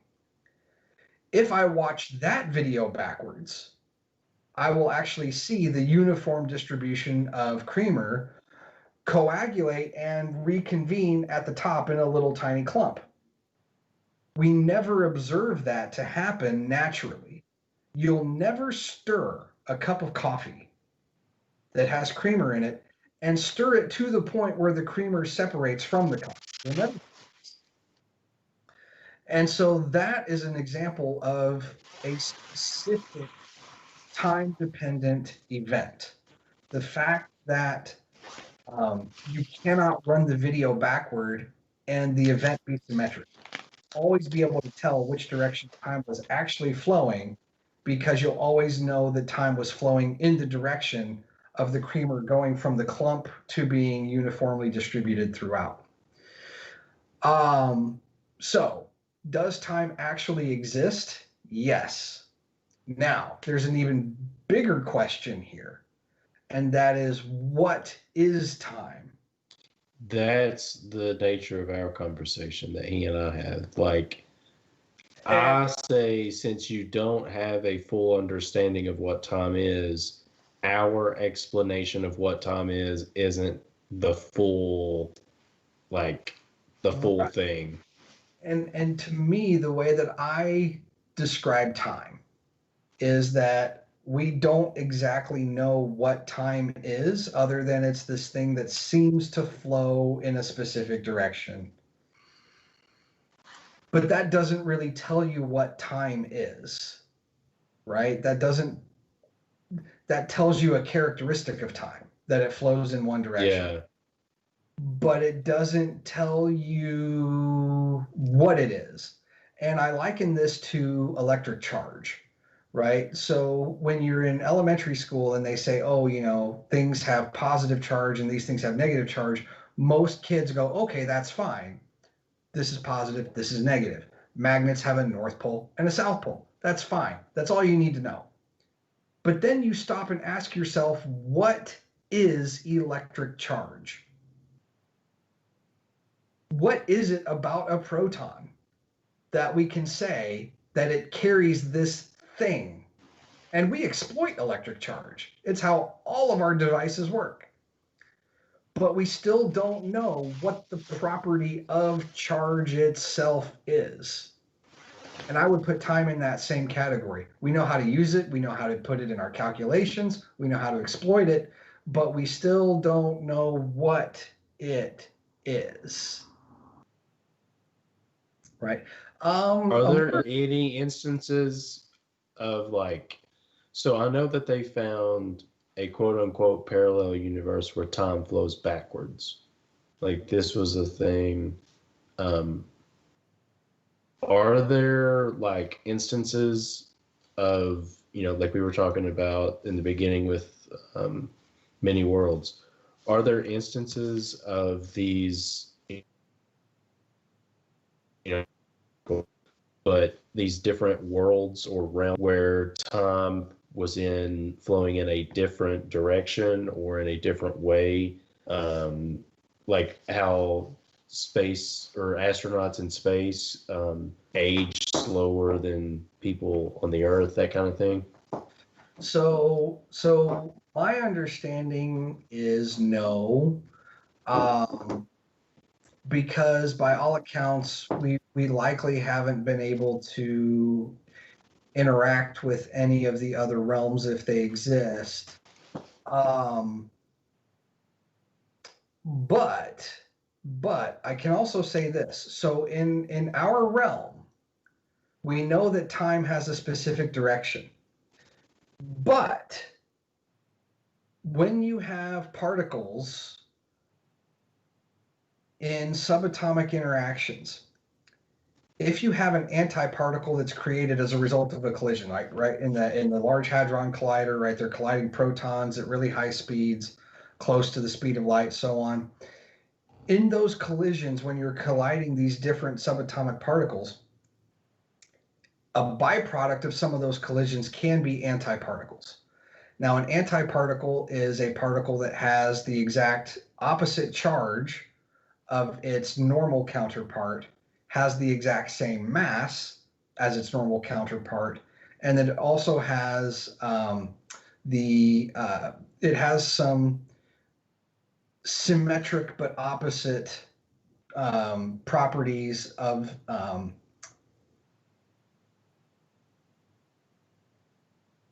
well, I don't want to get too deep into it, but for example, quarks. Quarks are particles that make up things like protons and neutrons, right? And they have several properties associated with them. One of them is called strangeness, right? And an antiparticle will have the opposite strangeness of its normal counterpart. But antiparticles seem to flow backward through time. They experience time backward from us. So even though in our realm time seems to flow forward, for these antiparticles time seems to flow backward. And so time does seem to be dependent on the properties that you possess in your subatomic constituents, right?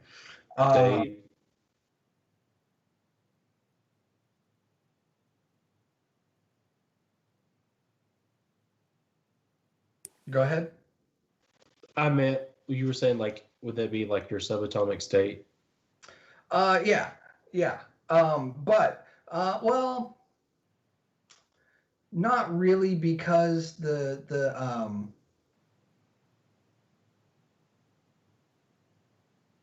there's another property called charm, right? And charm is up, down, top, bottom.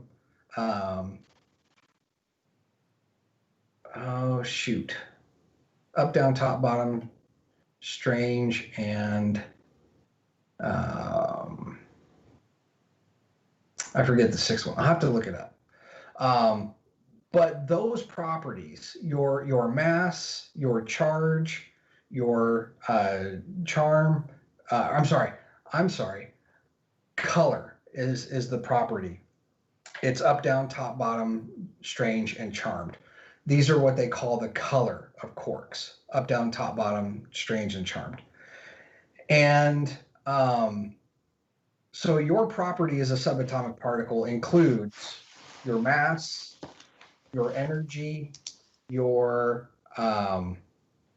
energy is not your rest energy, I guess I should say, is a better fundamental property. That does not change. Your mass, your rest energy, your charge, and your color, those are not going to change, even depending on your state. So if you're in like that n=1 or n=2 or n= whatever, those properties are going to stay the same no matter what. So those don't determine what state you're in a quantum mechanical sense. Those are your fundamental properties that you possess.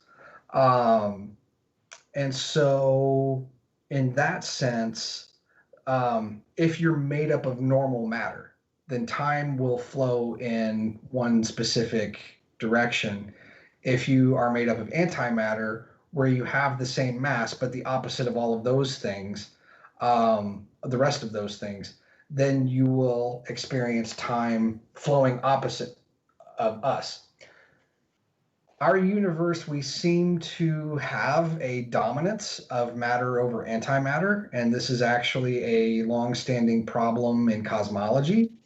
Because if the traditional Big Bang Theory picture is true, where the universe came into existence from a cosmic explosion, then that event should have created equal amounts of matter and antimatter. So then the question is, where is all the antimatter, right? That's kind of what his second part is. Yeah, and so then are we headed for a big crunch or not? The data seems to say no, right? So there are really three potential there's four if you really want to think about it. There's four potential fates to the universe. One is a big crunch. So you have the Big Bang, the universe expands. What could happen? One thing that could happen is the mutual gravity of all of the stuff in the universe is then strong enough to overcome the expansion and we end up in a big crunch, right?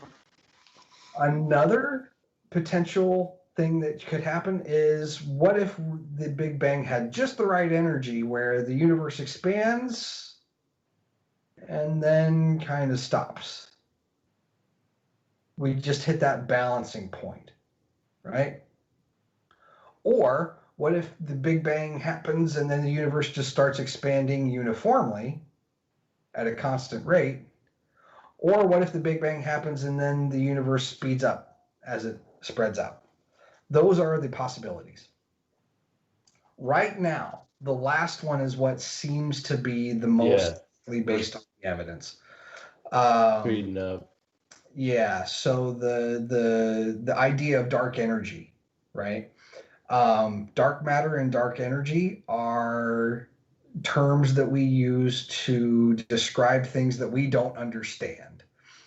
So dark matter is the stuff that seems to be missing, the amount of matter that seems to be missing that would hold galaxies together correctly, hold galaxy clusters together correctly, and whatnot.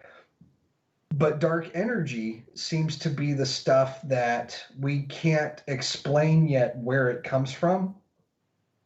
But there does seem to be some mechanism that's driving galaxies away faster and faster and faster. So the further out we go, when we look at distant objects and try to estimate their distances, and we also estimate how fast they're moving away from us, the further out they are, the faster they're moving.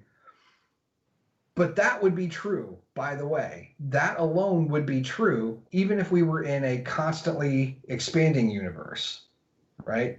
Even if we were in a universe that was expanding at a constant rate, the further out I would look, the faster they would still be moving, right? So if you think about it, I'm going to reshare my screen here. If you think about it, this would be the case, if my computer will catch up here. So imagine that we are here. There we go. Imagine we're here and a next galaxy over is here and the next galaxy over is here, right? And imagine that the universe is expanding uniformly at a constant rate. So we'll call this at time t equals 0. Well, if the universe is expanding at a constant rate, and let's just say that, you know, distance is double, right? So now we'll call this the origin, or us. We'll call this galaxy 1. We'll call this galaxy 2. From our perspective, we wouldn't have moved. But now if distances have doubled, then galaxy 1 would be here, but galaxy 2 would be all the way out here. Right? Yeah. So galaxy 1 would have doubled its distance, but since galaxy 2 was already twice as far away, it would have quadrupled its distance. So the further out we look, the faster they're moving away from us. In the same amount of time, this galaxy went from here to here, but in the same amount of time, this galaxy went from here all the way out here, a much larger distance, right? So the further out we look, even in a constantly expanding universe, the further out we go, the faster they're moving away from us. But what the evidence seems to suggest now is that the universe is actually accelerating. So these things out here are even further than they ought to be if the universe were expanding at a constant rate. They're even further. And so if these measurements hold up, now there are a few people that have started to recently dispute this. This was initially discovered in 1998. But if this holds, right, if these measurements hold up, then at least as of right now, we have no mechanism known that would counter this, that would then bring about a big crunch. So the logical conclusion right now is that our universe is just going to continue to expand forever and experience what we would call a heat death, where basically things start to get so far apart that they can't interact thermodynamically with each other.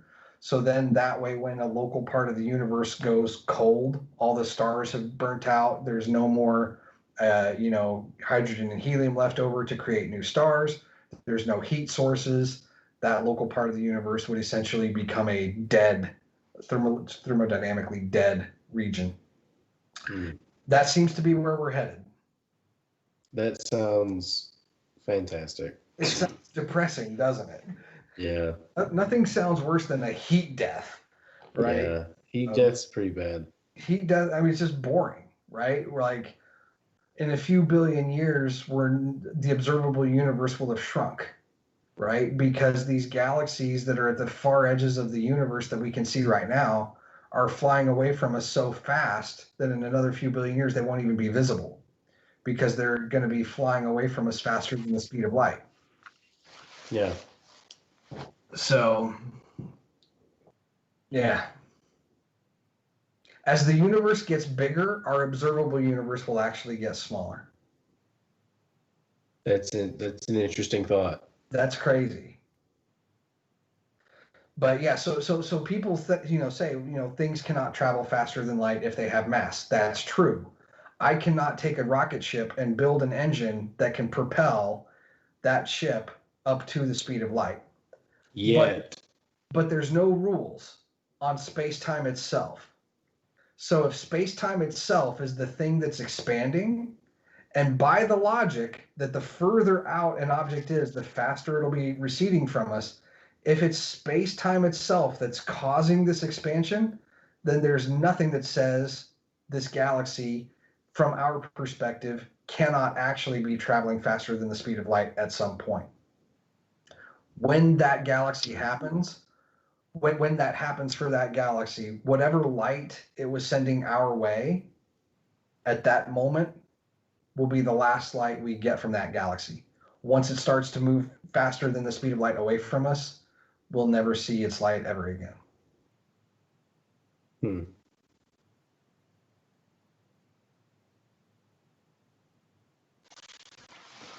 All right, Gary. I think we will call it.